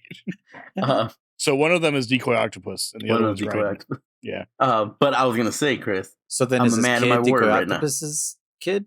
Oh, it depends on which one's a real Raiden. That is no. The kid is the real Raiden. It doesn't matter because the kid is Raiden. Is the real Raiden's son? Sorry. Oh, then who's Rose? Rose? It's just Rose. She's just AI. She is fucking. Rose is the AI they made after the boss. No, ew, no. Rose is the AI that they made for Zeke. No. Oh my god, that'd be weird. That's what it is. I'm missing a bunch of chips. Yeah. Yes, no shit, literally. Logic and that's the AI you make if you don't bring in the logic ones. Yeah, memory chips because she wasn't supposed to call him. What she kept calling it? Jack. Jack, yeah. In the middle of a mission, yeah. Literally seconds after she's told not to do that. Yeah. Like, what the hell, dude? Like, follow protocol. By the way, so maybe if in Metal Gear Solid you had Fulton, you would have figured out that it wasn't Miller because you could have just Fultoned like a female soldier. Yeah, and he wouldn't have been like, "Oh, right." Be like, wait a minute. Yeah, you're not the real Miller. Yeah. Yeah, you didn't creep out over some female hostage. Oh, actually, yeah. Or with Meryl, he would have been like, "Oh, make sure to follow her along or something." Yeah. He'd be like, "Wait a minute, hey, Master, why aren't you fucking turned on by fucking what's her name, Meryl?" Wait. Yeah, I mean that would have been the biggest clue because if when you go look for her, the only thing he says is to like go somewhere discreet, something like that. But yeah, he says like somewhere where only she would go. Right? He's like, think about it. Yeah, you're only gonna have to go someplace where you could be alone. Yeah, because Otacon says something else. Because Snake goes like, what? Where only women could be, or some shit like that. And he's like, don't be so dense. Yeah. Like the fucking ladies' room, you idiot. Where the fuck else? I like, everything has to be spelled out to Solid Snake. Like Big Boss, like caught on to some things. He did late, actually, yeah. But he didn't have to be told like everything. No. Again, that's why I love Solid Snake. But once I played 3, I was like, dude, I'm like, Big Boss is the greatest soldier. He is the shit, man. Like, and especially with the whole like, I still argue the boss kind of let him win toward, because that was her mission. She's like, you've made it like just below my level enough where it's believable that you defeated me, but I still think she fucking held back just a tiny bit. I mean, the way that she kicked his butt every other time. That's what I'm saying. Well, especially too when you play the actual boss fight, and you counter her CQC grabs. If you don't push it at the perfect timing, if you only kind of break away from it, it doesn't feel as fluid as when she fucking whoops your ass. You know what I'm saying? Like you barely like survive that fight. In my opinion. Kick whip. That sounds like a skateboard trick. Yeah, quick whip. Quick whip. Yeah, it's almost like when you do it. Yeah. Mm-hmm. Yeah, it's more like when you do it, you're like, oh shit, I pulled it off. Like, yep, exactly. It gives you enough time to think that. Yeah, it really does. It really, like I said, going back to those little animated scenes of when you're fighting in Peace Walker here, when you're fighting her, and on one of the ones where you dodge her grip, like you're like, yes, I did it, but like her face just was never phased, and she just kept going for the next attack. She was already 5 steps ahead of you. Like oh, you dodged that one. It's the anime trope of, oh, I'm only using 1% of my power. Yeah, right. But by the way, now that you mentioned that, I was gonna say, why is it that some fucking cutscenes that required those quick time events, if you failed them, it was no big deal, just failed it. It proceeded to storyline. You just got like that you didn't get extra points at the end of that mission, but the ones with the boss, like it would reset it. Remember, it would rewind it and make you do that section again. That was so fucking. It was cool, but it was also like, is it the Wayne's World thing? It broke away from the flow, in my opinion. You know what I'm saying? Like, I guess because maybe Snake is trying to remember. There would be a time paradox. History versus what if it just says time paradox if you fail it enough times? No. But like they could have just animated again Snake getting his ass kicked instead of like him dodging that first attack, because most of the scenes do play out like they play out in Metal Gear Solid 3, except it didn't take place in the Field of Flowers. It took place out in that by the horse. Yeah. But nonetheless, like, yeah, it was just weird that if you missed some of them, it would rewind back. It is the only one that missing feels, you kept missing. You're like, stop! Goddamn! I just want to get again. When I was grinding for soldiers, I'm like, I love this scene, but I've done it so many times now. How many times have you done it? Well, I did it a bunch, dude. I love the boss. I'm telling you, man. With who? I should get a tattoo of the snake on my chest. I know what Chris was saying. No, I don't. Did you say nothing? Anyways, okay, all right. Moving on. Yeah, now that we're this far, it's kind of interesting. Like, I know, Noise, you shared this documentary, and I think it was in the spoiler one because there may be some spoilers for Chris. But it was talking about Kojima and how he modeled the boss after his dad, and how he was like this legend that he idolized as a child, and then as he grew up, he got to know his dad more. And I think we're seeing a lot of the same stuff with Big Boss, because like in the first 2 games he's this legend that he's supposed to be an amazing soldier, all this other stuff, and then we go to Metal Gear Solid 3 and he's just getting his ass kicked by the boss, like immediately, like we're supposed to think he's the best soldier or whatever, and then like turns out he didn't even come up with the concept of outer heaven. Like Gene is the one that came up with that. He was just like, oh yeah, I guess that's a pretty good idea for soldiers. And now in this game, it's like that same thing. He's getting duped. He's getting So it's just like this demystification of Big Boss. Right. It's funny. I was having that kind of conversation with my mom yesterday. How like previous generation parents always presented themselves so stoic to their children, right? Like. Mm-hmm. Kids would ask questions and you say, well, just because, whatever. And as kids, we looked up to our parents and idolized them and always thought that they knew everything. And I told my mom, I was like, I wish more parents, like not necessarily my mom, but I was like, I just wish more parents would tell their kids, like, I don't know what the fuck I'm doing. Like, I don't know. And it humanizes a person more. And you're right. That is kind of as his games progressed, Kojima kind of realized like, I need to humanize Big Boss because as I grew, I saw that my father was also human, that he was not invincible, and that, we all have flaws and we all struggle. So that's why Snake Eater is so dope, because it humanizes Big Boss, and you're just like, oh shit, this guy went through some stuff too. Like maybe he's not the man everyone says. Well, what the Patriots made us think he was, because everybody else says he's a great man, and we've been brainwashed into thinking he's a bad guy. Yeah. Or we don't know yet. We haven't completed the circle yet, right? We're still Are there wondering more games after this? I don't know. Maybe. The 00 circle? Yes. 000. 000, dude. Yeah. But yeah, we don't know if if the events that turn him into a bad guy have or as a portrayed bad guy have happened or not.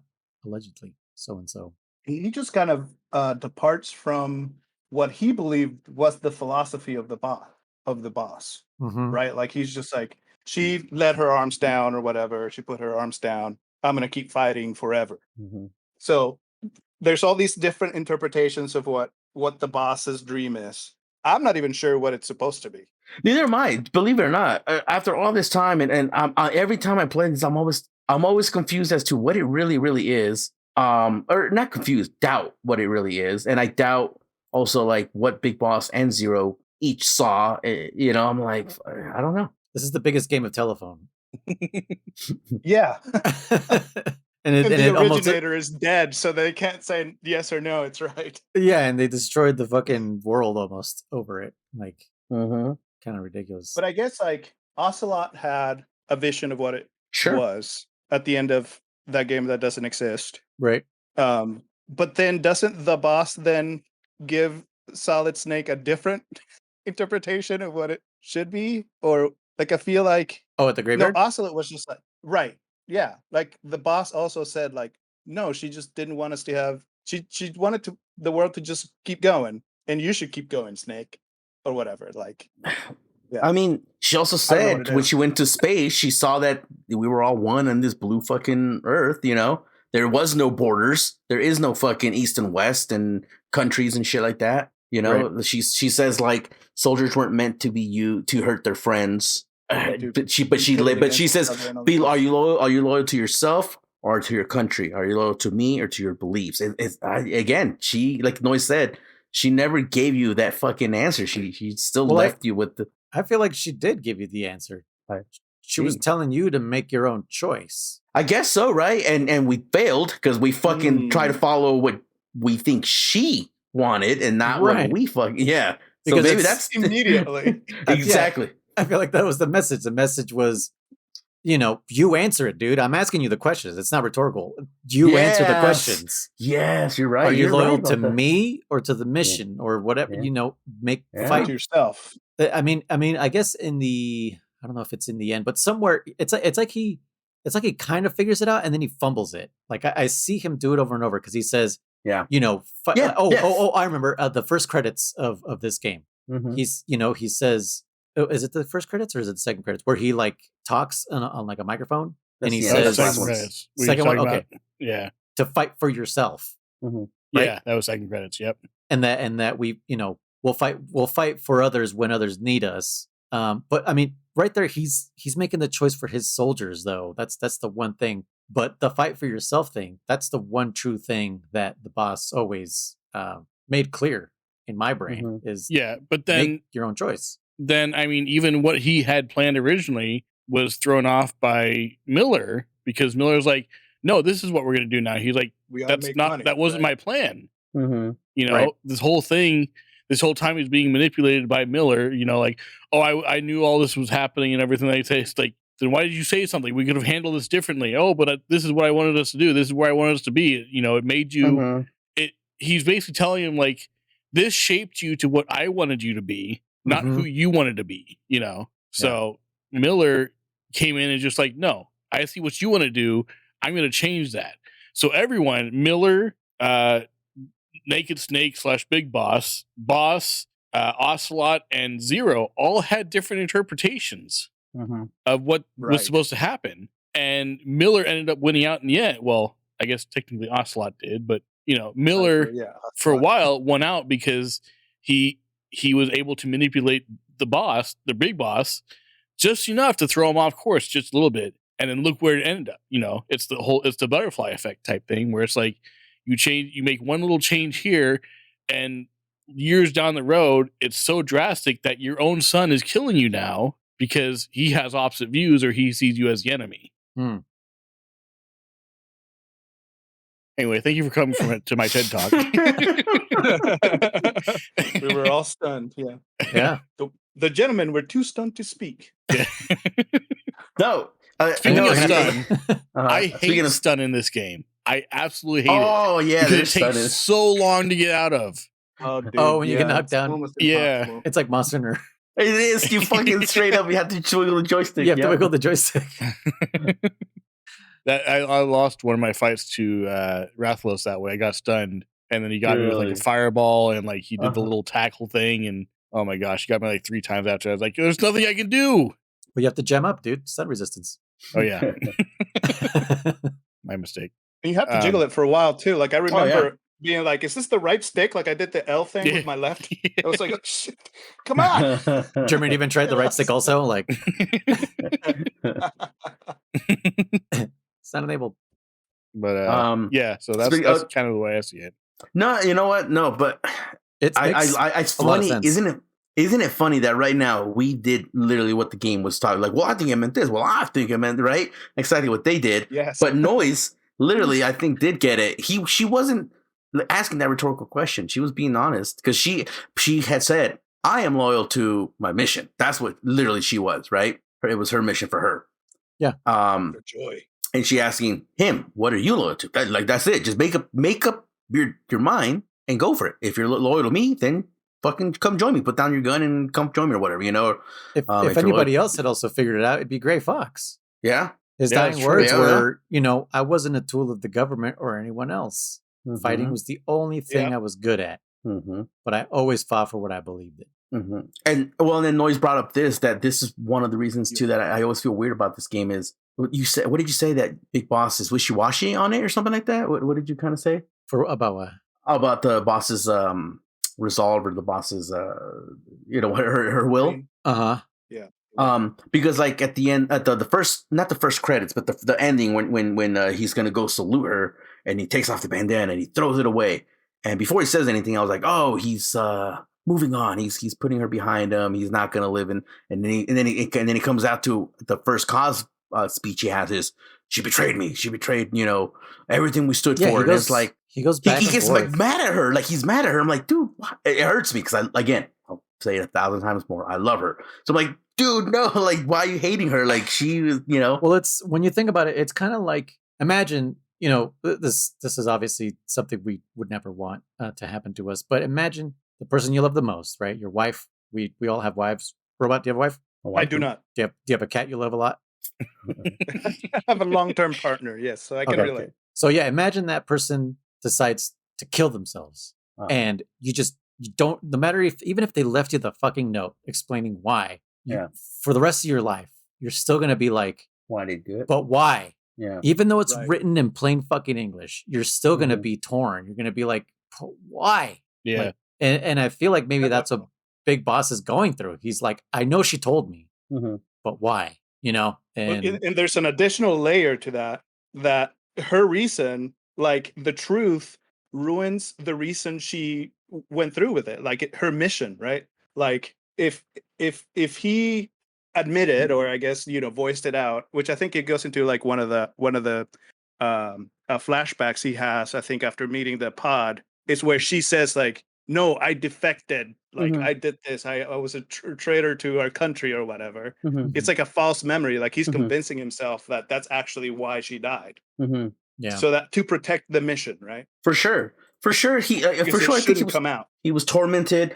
Like he was trying to protect her, but he was also trying to convince himself that was the real reasoning. Even though you know, like it is like Noy said, it is a lot of inner turmoil that was going on there. Yeah. Because like I said, even at the end of 4, he said, like, again, we know that him and Zero had different interpretations, and that's why they split the first time. So you would argue that's why he's creating Sans, what is it? Militaire Sans France or whatever Militaire it is. Sans France. Yes. He's creating that, but then at the end of this game, he's like, oh shit, I won't repeat the same thing, and he throws the bandana. But then after you fight fucking Zeke and find out Zero's still involved, he's like, has another epiphany, and you're like, and then not to mention Zanzibar Land. Yeah, I know, right? By the way, he's still wearing the bandana at fucking during the Peace Walker, the Zeke fight. He's still wearing a banana. Not my dad. And what you think, I'm stupid? What's that from? Threw it on the ground. This is a bandana. Yeah, this ain't my dad. This is a bandana. It sounds familiar, and I don't want to know. Kind of. We showed it to you. Is that what it was? Yeah, okay. Yeah. It's Lonely Island. I threw it on the ground. Yeah. Yeah. That's why. This ain't my dad. This is a cell phone. Yeah. Oh yeah, the listeners didn't actually get to see that or hear it. We showed it to him on the live recording, and we're like, we have to cut this out. But yeah. But anyways, yeah. So like I said, yeah, there was a lot of like again, I 100% sympathize and understand like the turmoil he was feeling, like you said, Noise, right? This was because again, I always like going to that line where Eva says, was she your lover? And he was like, no, right? Or something like that. And yeah. What is I forget how the line goes down, and I love that line too. But he goes, it was more than that. He goes, does it have to be love between or hate? Does it have to be one or the other? Yeah. Yeah, between a man and woman, what else is there? He's like, dude, she was more than that. You couldn't possibly understand, right? So again, yeah, that's why I also understand, even though I hate it because it makes me sad to an extent. But yeah, the fact that he still was in doubt, but he accepted her, but then he hated her. But that's why I think at the end of 4, when he's like, boss, you were right, this and that, and what's that line? The world only needs one snake and one boss. No, the world would be better off without any snakes or some bullshit. I don't know. I like the ending 4. I never got to say my piece on that one. I do like the ending on that one. So yeah, well, at least that's my interpretation. No, I do like your interpretation. I do actually like it. Or Chris's interpretation made me go cross-eyed. So yeah. I was about to say, how does one YouTuber say? But that's one man's. What does he say?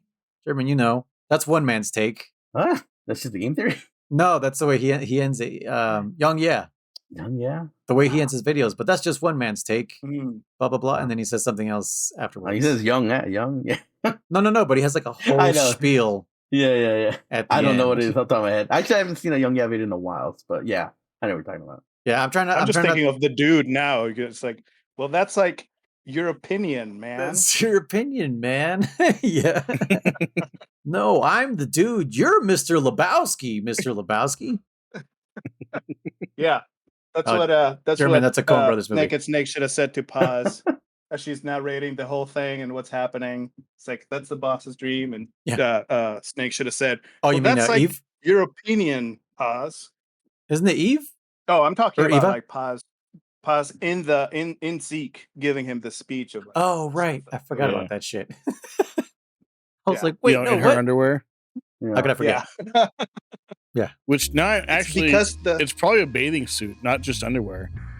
Right, because the chamber of with the lace sink was supposed to be flooded. Yeah. I mean, there's bathing suits that have like little designs on that. Yeah. In the 74s? I don't know. Even more so. I don't know. This is forgive my Google history here, but let's see. What is it? So women bathing suits in the 70s? Yeah. Oops. A 2-piece. They probably weren't doing 2-piece. No, they With did. Lace. 70s?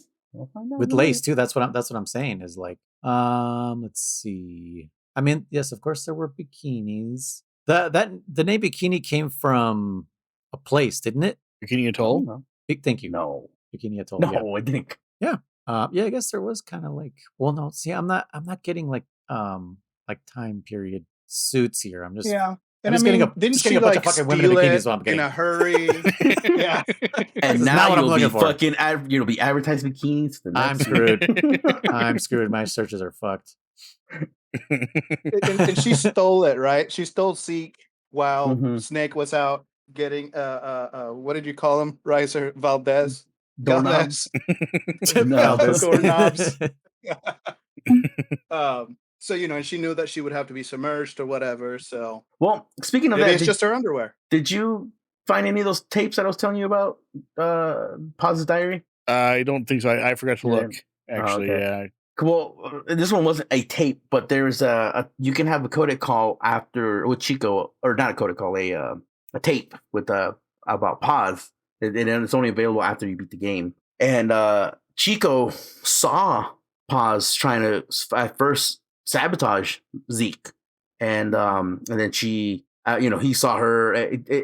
Damn, I really wish you could find it. Like I said, I should totally just find it and play it for you, or send it to you. Because like it paints Chico as kind of like earlier when you first met him as scared, as a coward, because she's like, I should have said something, I should have done, I should have tried to stop her, she'd still be alive right now, but instead I ran away, I'm a coward and shit like that. And Big Boss points out this point that he says, wait a minute, why was she trying to sabotage it if she was just gonna then steal it anyways? So he was again, that's his honest question. I'm not really sure where that's going. Like, why was she sabotaging it if she was just going to steal it?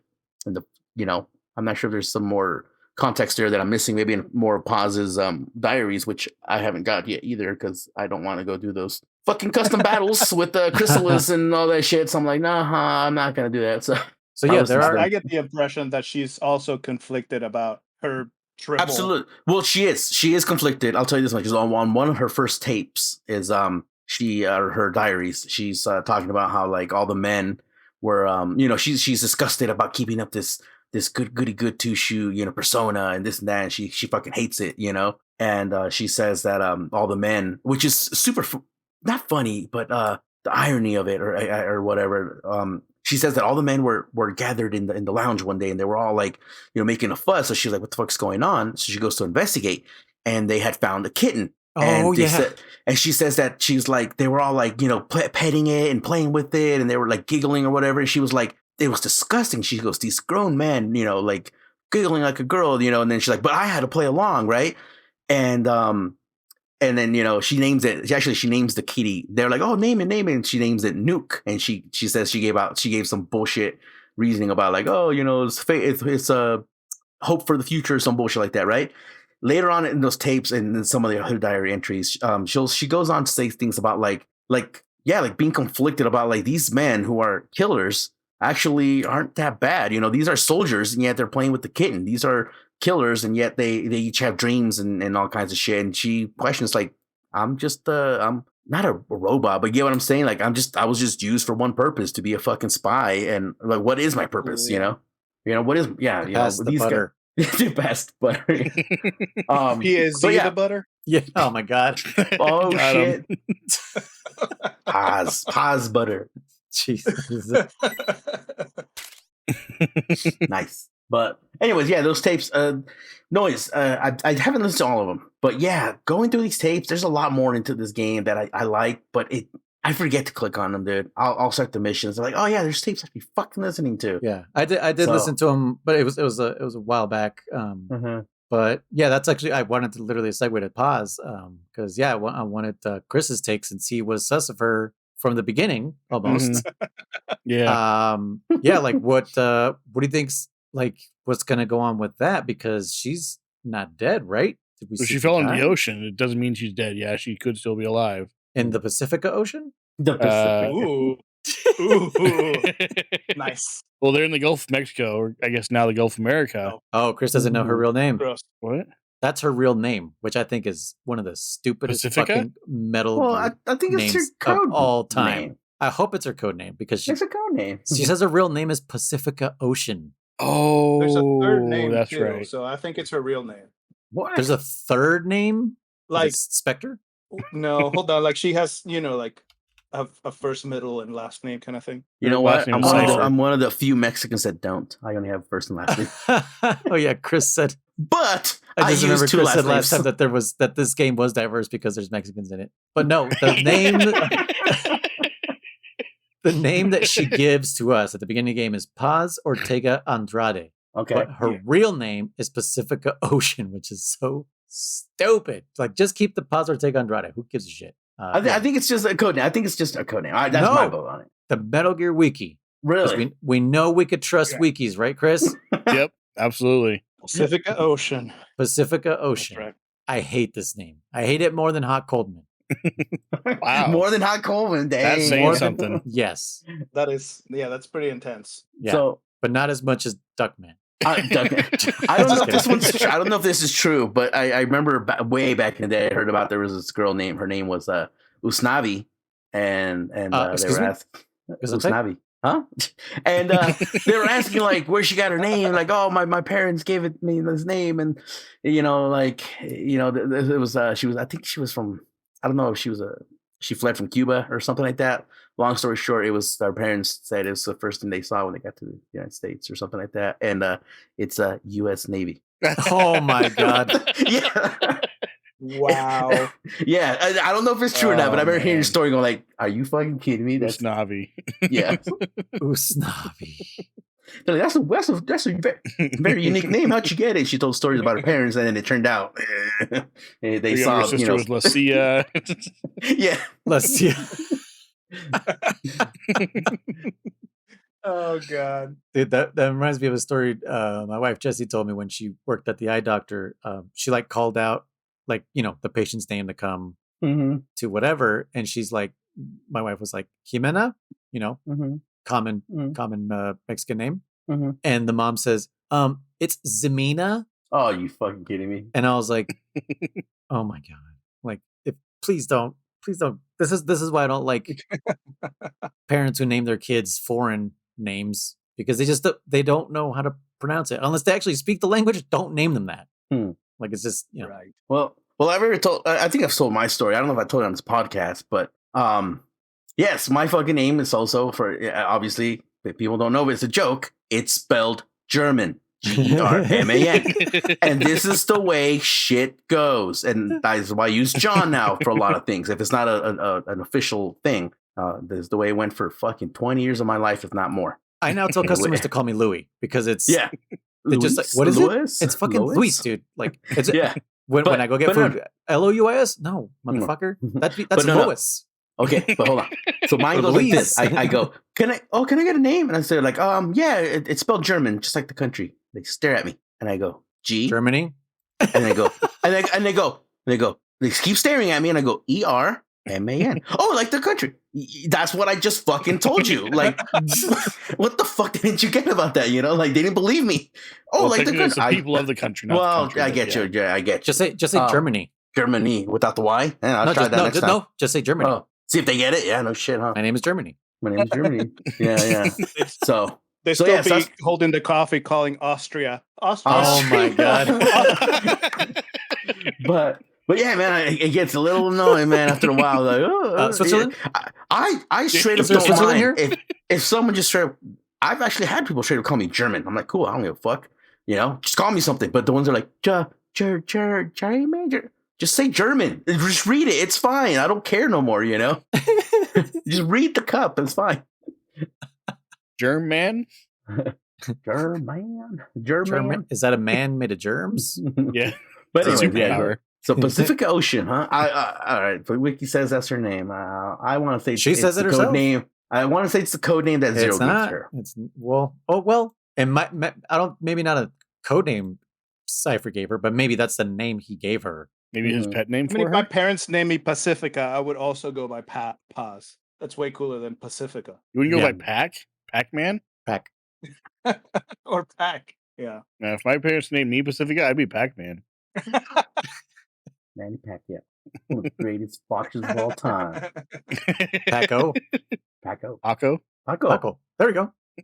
We did it, folks. Oh, beautiful. We got there. Yep. We went from Pacifica Ocean to Paco. To Paco. This is the many degrees to Kevin Bacon, but it's just the many degrees to Paco. Yeah.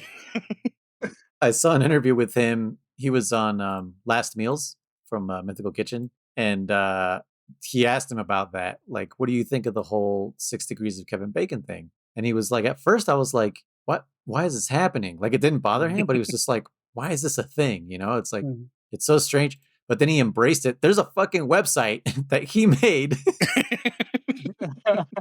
like to just enable it more. It's great. Like, he just was just like, I just embraced it. He's like, fuck it, 6 degrees of Kevin Bacon. It's fucking hilarious. But yeah. Yeah, another thing that I saw was that what? Hold on, you need to say that out loud, Bacon. Or jeez, I almost called him Bacon. Robot.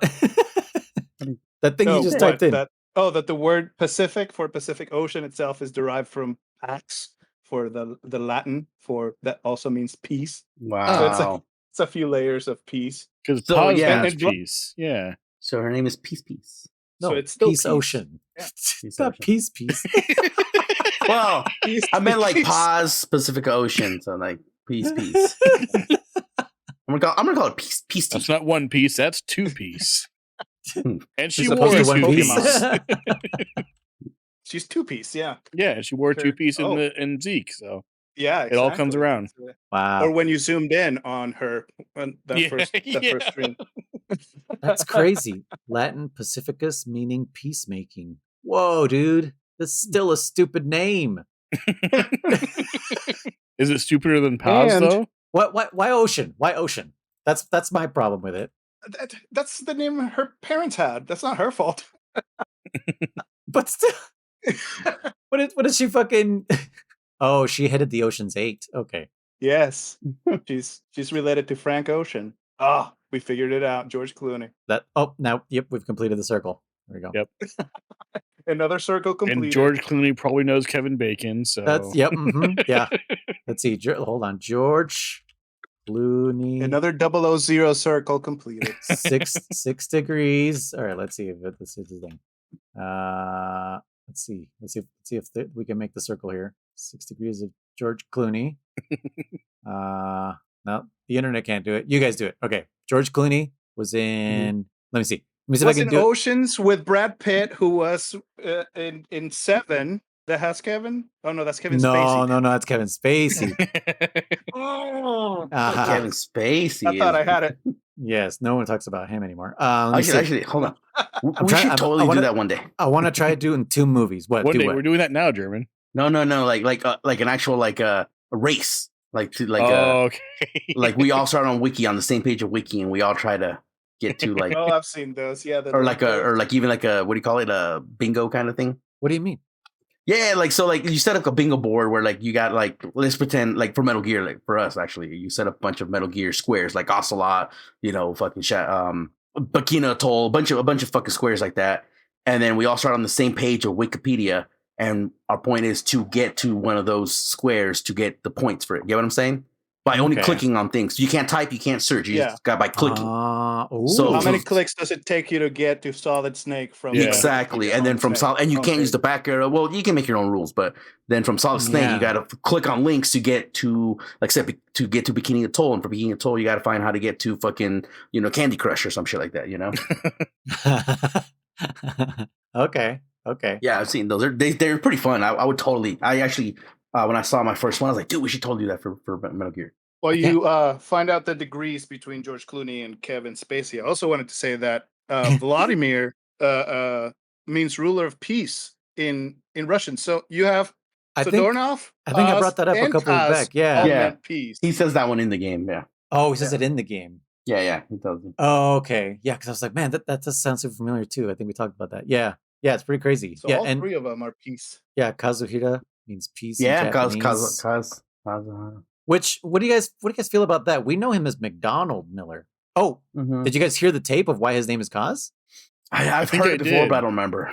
Right, like his mother is his Japanese. Mom, yeah, yep. Mm-hmm. And his father was estranged, right? Yeah. He was a soldier, I believe, and he went. Yeah, he went west to go to college or learn or something, go to school. Right. And he came back. Oh, that's right. He connected with his father. What was it that happened? I can't remember now, but I remember he got in contact with his dad or something, and then he went back to his mom. I don't know. That's all I remember. I remember he says, I don't know if this game, he says he got beaten up because of his, his half-breed status. Yeah, it was in Japan. Yeah, they didn't accept him in Japan because he was blonde hair, blue eyes. Yeah. A lot of people don't realize they're super racist in Japan. Against foreigners. Just kidding. Oh, just in general. Yeah. Interesting. I still can't. A lot of peace. Yeah. A lot of peace talk from a racist country is what you're saying.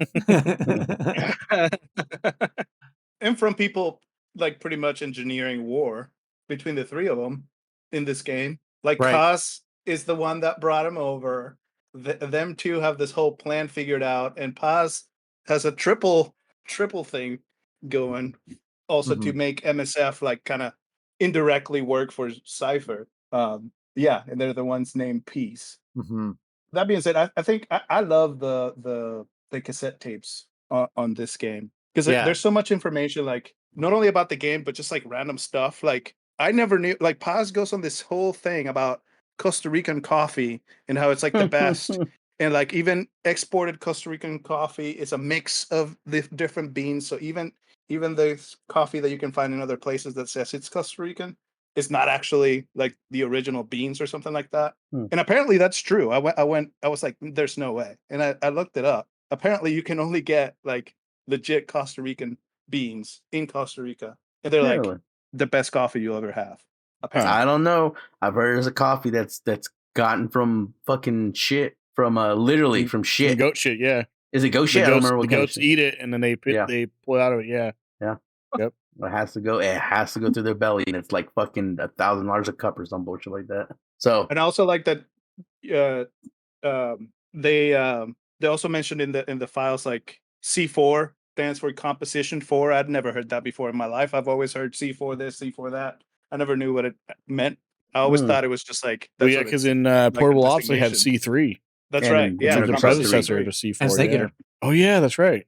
Yeah, and this one I think when you have to destroy like the wall or some bullshit like that, you can go into the files and Miller tells you about like C4 is better than C3 because it's like more stable or some bullshit like that. It doesn't crack as easily or Well, and C3 could go off with like gunshots and stuff like that, whereas this can't. Yeah, it's secret theater. It has to be detonated with the electrical pulse or whatnot. Yep. Yeah. Sorry, I took notes. So no, great. We haven't taken notes in like a year. If you guys wanted to, well, even our notes. So I wanted to ask you guys if you guys ever, because ridiculously, again, all these years of nerding out about Metal Gear, I never thought about why it was called Metal Gear, like why these mechs are called Metal Gear. And in one of the tapes, it talks about like a Russian scientist, I imagine he's talking about Granin, says that it is a gear made out of metal that connects infantry and artillery, and that's why it's a Metal Gear. Yeah, he coined the phrase. Yeah. Does he say that in the conversation they have in the office? I think I do remember him saying something about that. At least something about infantry. Yeah. Now that he mentioned that, it sounds familiar. Or to someone in one of the tapes. Nate does. And then they decide to name the robot Metal Gear. Right. With Huey, who creeps me out. Oh, yeah. How do you feel about Huey, Chris? Did you guys already talk about that? Yeah. Not really, but yeah. What do you... Do you think it's just a cheap way to get a smart character in the game? Like it's literally voiced by Christopher. Big Boss can Randolph to get Otacon. Yeah. Christopher Randolph, is that who it is? Yeah. Yeah. Randolph is a weird name. He probably thinks Pachon's a weird name. Yeah. You're welcome. Well, because it's so close to Rudolph, but it's not. And I'm sure Rudolph was long before Randolph was. So yeah, Chris is a weird one. Thank you. Impatient Melon gets it. Yeah. If he got it, he would only have spelled it with one S. Damn, he beat me to it.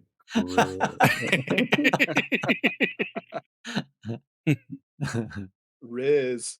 He got that Riz.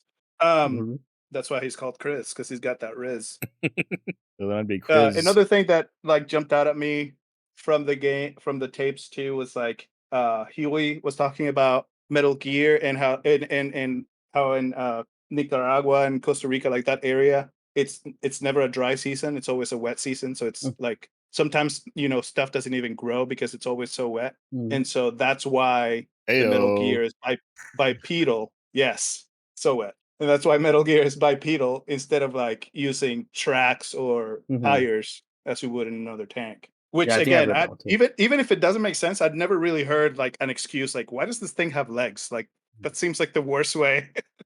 Yeah, hasn't it like been even said Shadowhod.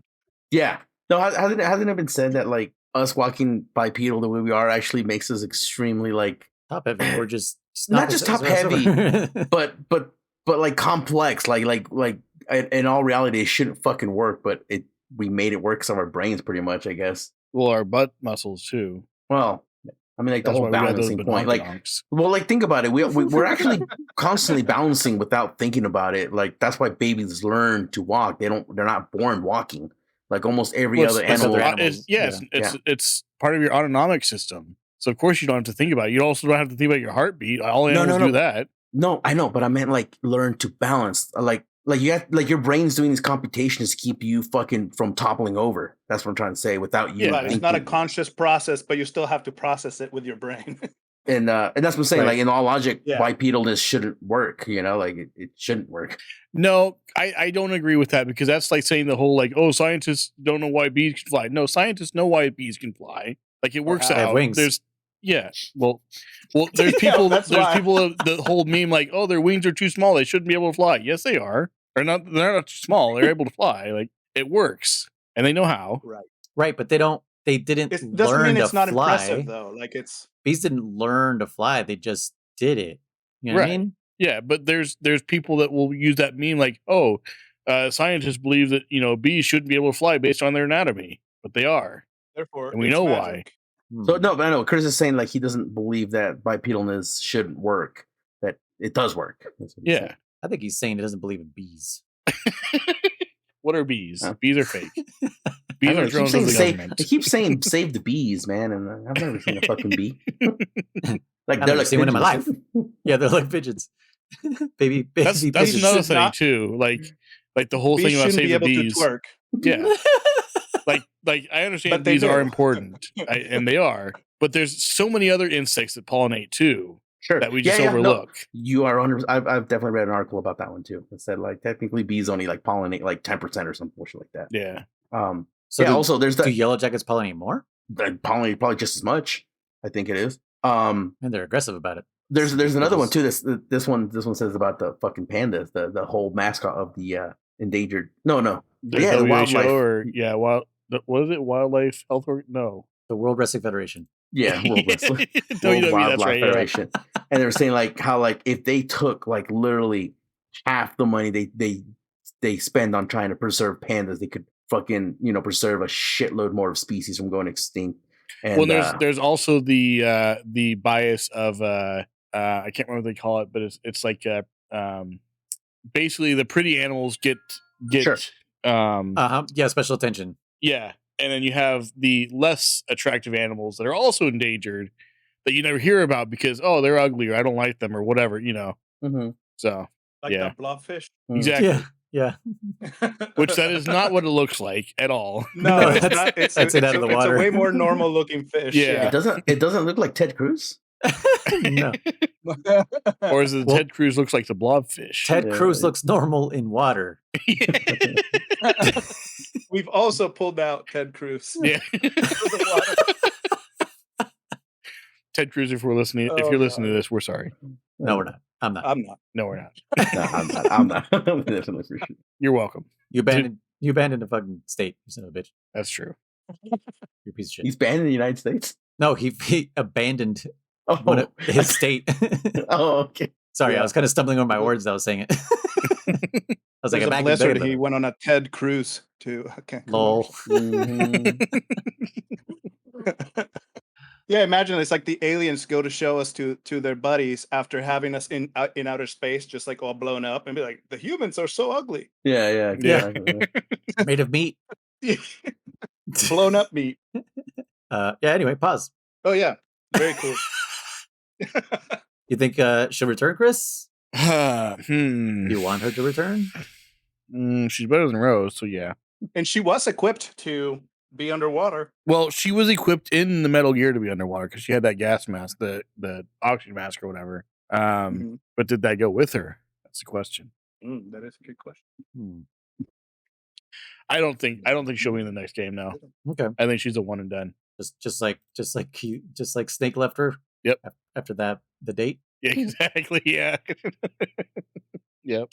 German, do you want to tell him about the other date? Yeah, we'll tell him. So there's another date. I looked up what it is to take it, and I think you have to do all the fucking fights that I don't want to do.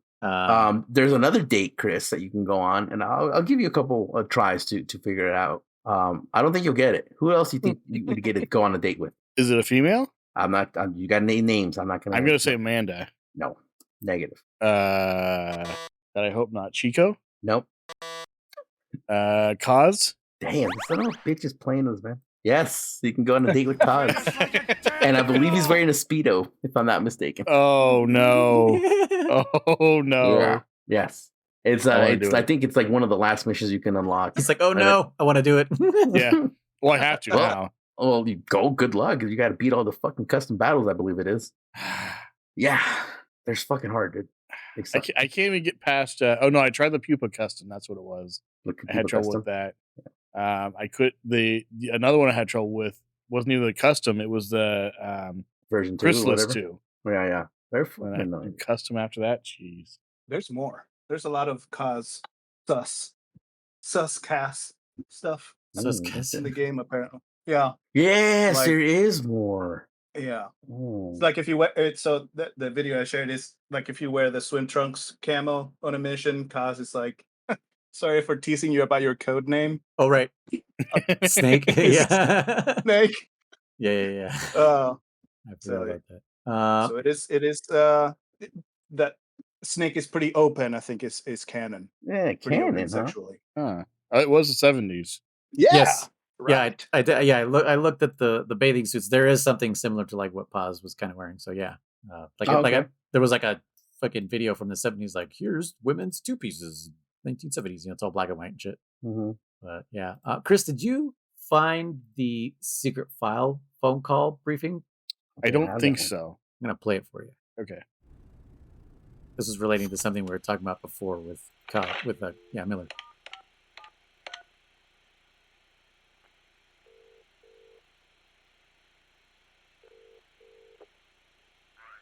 It's me. Smoothly? Naturally? No. Big Boss doesn't know the truth.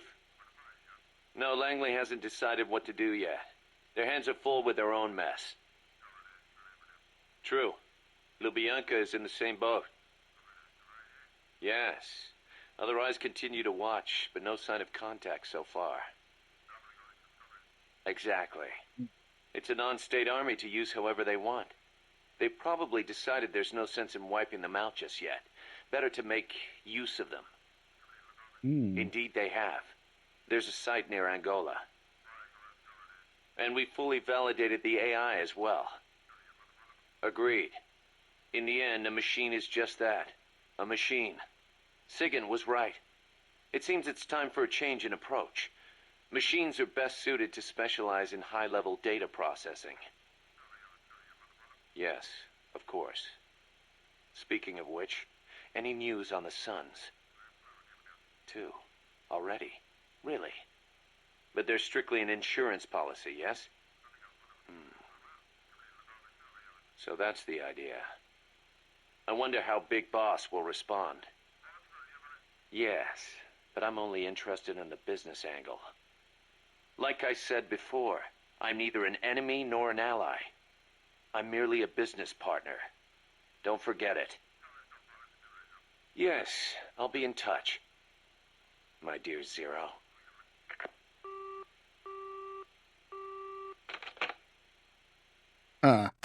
So this kind of yeah. It confirms that Big Boss doesn't know yet. Yeah. About the Suns? Yeah. So there's no falling out yet between him and Zero yet as of this game. I guess not, yeah. And that was 1972 that happened, right? So just 2 years before this?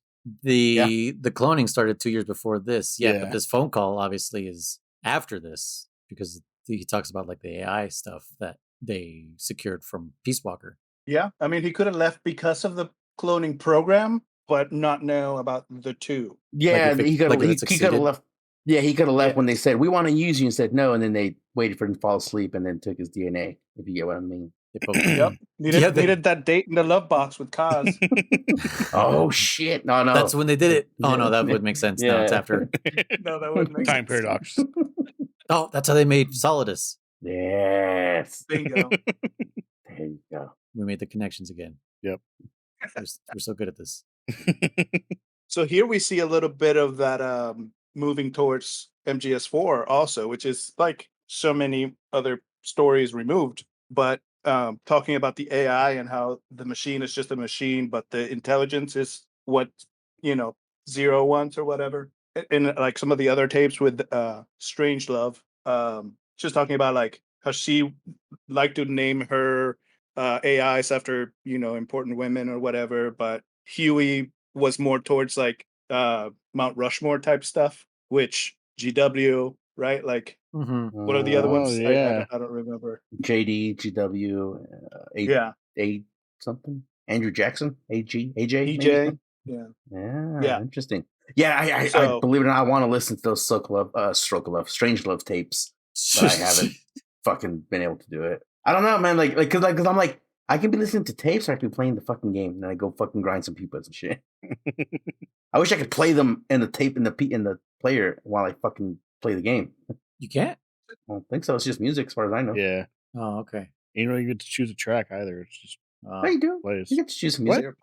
Yeah. Well, I guess if you level them up, maybe the cassette player. Oh, maybe. Yeah, maybe because I can choose songs on there. Because level 1, yeah, it's just play or pause, right? Oh, really? Yeah. So. Play or pause. Uh-huh. Ah, I got it. you can either play or pause. Yeah, I paused for effect. That was me slapping my knee. Oh, you can't be an adventurer anymore. Oh yeah. Dang it. Oh well. All right. Smash Well, Bros. do we have any more thoughts on Peace Walker, Mr. Robotic? What about you? Yeah, tell us what you liked about Peace Walker and why it's better than Portable Ops. Well, there was a version that I could play on the PS3 emulator, so that's way better. Yeah, I agree. Maybe, do I agree with you, Noise, that this is a much better game than Portable Ops? Oh well, I mean, we all universally say yes. It's just Okay. German just kind of what did German say? German says the story is better in Portable Ops, but the gameplay is obviously better. Oh yeah, way more refined in this one. That's another part of demystifying, and maybe remystifying the boss a little bit, Big Boss, because like I said, Pupa was kicking my butt, but I can come back 20 missions later and just destroy Pupa, and that's what goes into the history books, a legend. Yeah. So I do like that aspect of the missions, like being able to just go back with having leveled up and do way better, explore more areas, get more soldiers or hostages or whatever, POWs. That's a good way of Slaves, what I call them. thinking about it. It's the better, it's the best of all your grades. You get to retake the test, and the better of all your grades is the one that goes in the books. Makes you think more of the legendary soldier. So I like that aspect of it, which it did start in Portable Ops, but I think this is better implemented, especially when it comes to leveling up your base and the soldiers and putting them in different departments, whatever they're called. Can you imagine if school started adding S as a grade? Yes. Dude, so many kids would go for it. There would be a whole generation of kids that are no longer hireable because every job now says you gotta have an S. Yeah. You realize it didn't exist when I went to school. Yeah, back in my day. We stopped at A. Yeah. S stands for sissy. You sissy generation. Yeah. Goddamn. But yeah, I really like this game. Participation trophies. Yeah. It's close enough to a modern game that I think is. It feels better, right? Yeah. When playing Portable Ops, it feels a little sluggish. When you play this, it's just oh shit, this plays fucking butter. And I can imagine, I mean, especially the HD remake. I can imagine. So. Oh yeah, and on PSP it wasn't that bad either. It ran great. But yeah, on HD, what a dream. I mean, looking at the cutscenes and stuff, and I mentioned this in the chat. I'm hooking up my computer to my 65-inch screen monitor, and it looks beautiful. Monitor? That's a TV, dude. TV. No, it's a monitor. But it looks fine. I feel like I'm playing a modern game. And this was when did this game come out? 15 years ago now, more? Yeah. Yeah, the HD one, 2011, we said, or 2010, something like that. Right. Oh, and the original was for a handheld console. Right. Mind blowing. It's just crazy to think about. Yeah, way ahead of its time for sure. Big time. And there's I will also say there's a lot of Kojima deep stuff. How we found 45 layers of pause in this piece. Yeah. There's a bunch of stuff also for El Che. I know you guys mentioned him in other episodes, but El Che wrote a book, and his whole thing was the hombre nuevo, that a new man. And that's one of the things that they call him Snake told Chico. Oh no, he says it. Yeah, that's right. That's right. Yeah, when he shoots the picture or whatever, hombre nuevo, you're a new man now. Live for me. Give me your life, child soldier. Yeah. This is totally normal. You're mine now. You belong to me. That is one of the things that Che used to talk about, as well as building a land for his soldiers, where independent of any country, kind of thing. So that's another layer of why they, number one, they didn't want to call the what did they call the colibris? They call them colibris. Yeah, colibri. But there was the hombre nuevos as well. But they didn't want to call them that because of that, because it had a different meaning to them. And then they were all pushing like Snake being a new Che, revolutionary kind of thing. But that's not what Snake was all about. But yeah, there's like a bunch of Kojima style layers in this game too, which was kind of fun to peel back. Yeah, no, there's a lot of I think I said I've only played this game. This will be my second time playing it through. That I haven't been able to pick it apart like I have other games. Yeah, but do you? And it's part of it, and it's part of it all being buried in tapes. Honestly, yeah, that doesn't help either. Yeah, this time around, I'd rather it be buried in tapes than cutscenes. Really? Yes. 3 hours of cutscenes. Yeah, I would rather have it be buried in tapes than cutscenes, because the tapes you can go listen to a few, play the game, go do something else, come back, listen to more, some tapes, stuff like that. Where cutscenes, you don't get that luxury.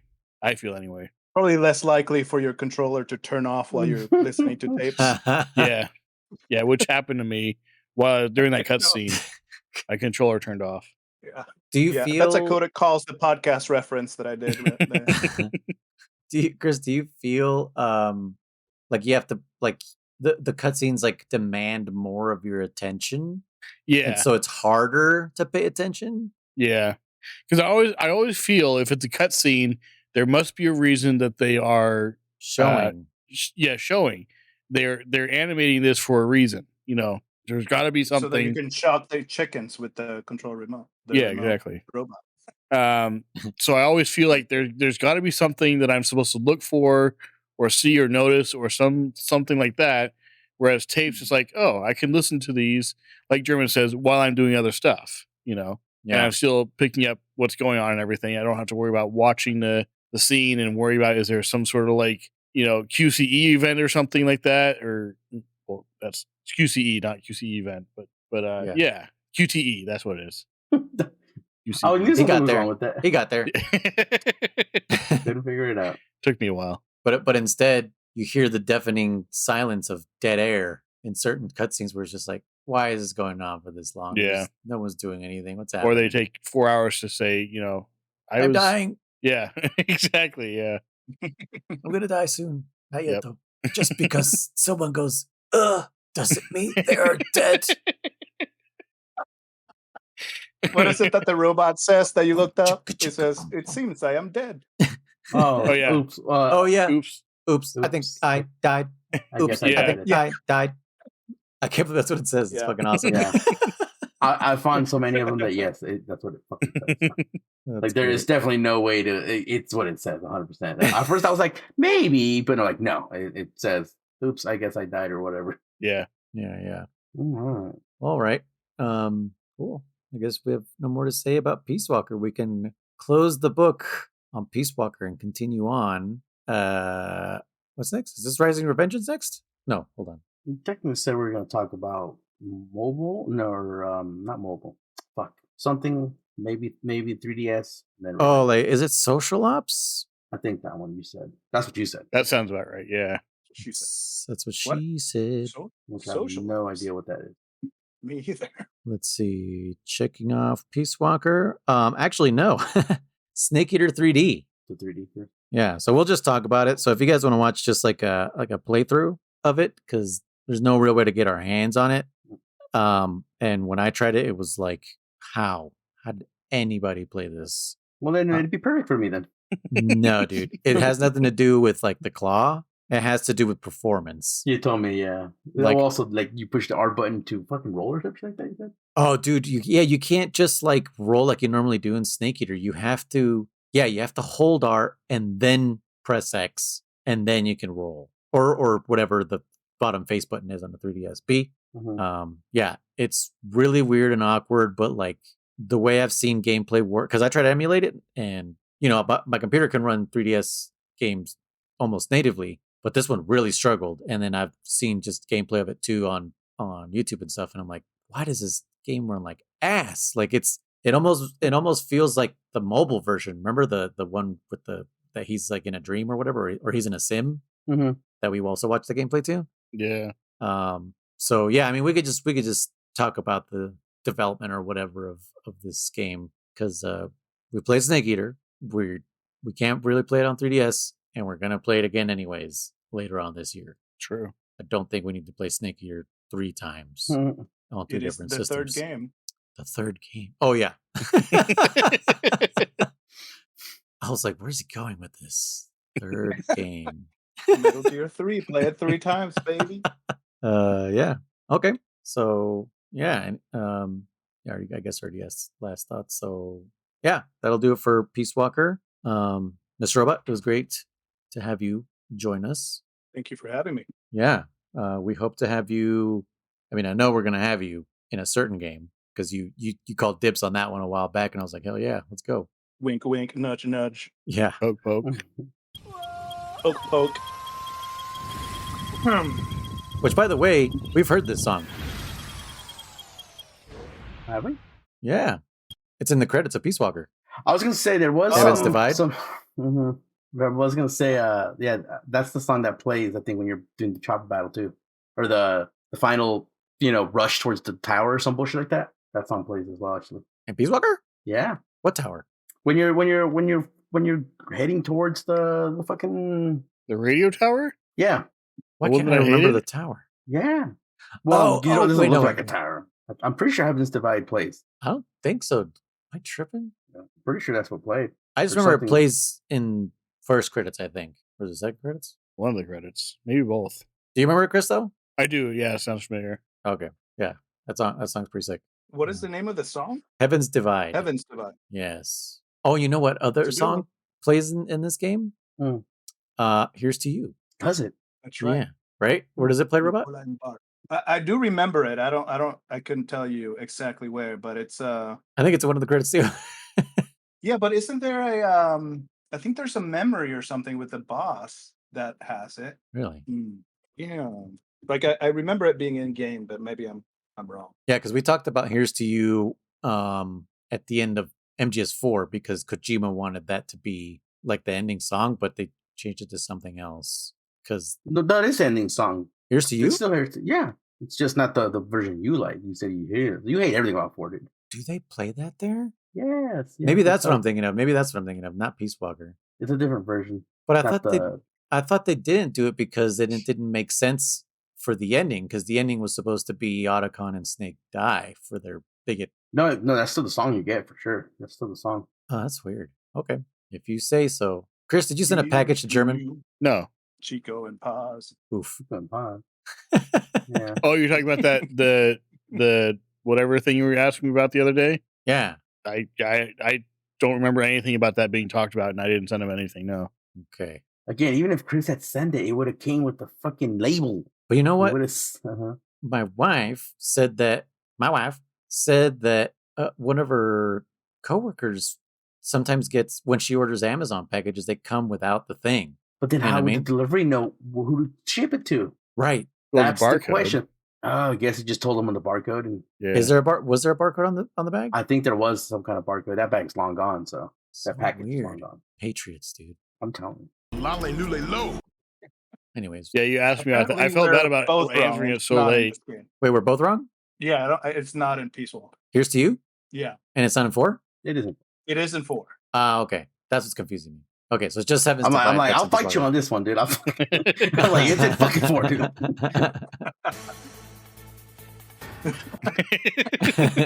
What's wrong, Snake? Yeah. Thank you guys so much for listening to Codec Calls and Metal Gear Saga podcast. If you would like to get a hold of us, no, just kidding. Hold on. I fucking forgot. The gasp. Yes, I fucking forgot. Hold on. Let me figure out how to use the computer real quick. Too. I know, it's just double dipping, dude. He's double dipping. He's leaving messages and he's showing up in the podcast. Should have left a message for yourself. The message. Yeah. Future robot. You're gonna be okay. Hopefully they play this in the beginning. Oh shit. What if they play it at the end? Fuck if I can. Damn it. In that case, Chris, do you know what day it is tomorrow? You already said that. Yeah, I know. I ignored that message. Multiple. All right. You guys ready for it? Yep. Mm-hmm. All right. Here we go. Hey guys, Impatient Melon here. Just wanted to give your phone line some love. Just wanted to reach out and say you guys are awesome for doing this. It's a great little community you've built. It's apparently hard to find some really hardcore Metal Gear fans because I haven't found too many, but great to have a bunch of people to just break it down, get to the nitty gritty, and talk about everything about it. Nice. Great to hear two perspectives of people who have been playing this forever, and then another guy who's never played them and get to hear his perspective on how things go and all that. And it's a great community you guys got going here. And even with the Gathering Hub, getting into Monster Hunter now because you guys, and it's just, you guys are doing great. So just wanted to reach out and officially give you guys some love. So keep doing what you're doing, and thank you. Oh, thank you. Yeah, Thank you. I mean, theorize and also just talk out our ass mostly too. That was from our friend who is also double dipping right now. Impatient Melon. Yeah, thanks he for was the very message. patiently waiting for his Melon message. Just you got to hear yourself live. How was that? Yeah, thank you for the message, and thank you for the love. Yeah, that's cool that you started Monster Hunter because of us too. Like that, I'm curious as to how many people joined because of this and got into Monster Hunter. Well, now with this episode, the whole crossover. Yeah. If they found those missions, I hope. Maybe that directs them over to that a little bit. Yeah. But only play the good ones. Just stop after Rise. After Rise or at Rise? After you play Rise. Okay. Where should they start though? Before Rise. Like the beginning of Rise. Yes. Start at the beginning of Rise and then stop when you finish Rise. And that's... No, I'm just kidding. I like Wilds, but I have problems with it. If you want to know what they are, go to the other podcast. Wilds is my MGS4 right now, and I'm trying so hard. Problem with games? No. I'm trying so hard to like Wilds. I'm trying so hard. But anyways, yes. Thank you for the love. We really appreciate it. Glad that number is still alive, actually, because people keep using it. So I'm like, yay, it's being used. But if you would like to contact us a different way, you can email us at fans.pixelbenders@gmail.com. Oh, I haven't been saying the phone number. Fuck, I have to put it back on here. I think it's in a description somewhere. Who knows? But yeah. If not, go back several episodes and you'll find it there. Hella back there. It's there somewhere.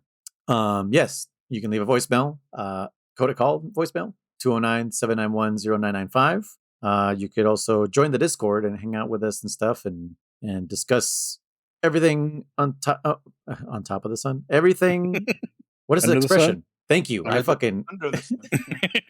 Everything under the sea. Can't go over it. Can't go through it. Let's go under it. Everything through the sun. From Monster Hunter to Metal Gear, or I'll say it in the Office meme: Minecraft, Monster Hunter, Metal Gear Solid. Yes. You can also check Chris and I out on Twitch, twitch.tv/dammitchris or /noise1ttv. If you'd like to hear these early or live, you can support us on Patreon. Yes, you get live access, early access. You get a chance to be our guest, like Mr. Robot here, and you get access to bonus content like movie reviews, film commentaries, and stuff. Chris and I will be doing Resident Evil 2 movie commentary here soon. Yeah. Don't know if you're available. I don't know. Well, I don't know if I'm available this week. I'll talk to you. I know we talked about possibly doing it tomorrow, but we'll see. Yeah. Did we say tomorrow? We said if the other thing didn't work out, that we would do that. Yeah. What's tomorrow? Napoleon. What? German? Have you watched it?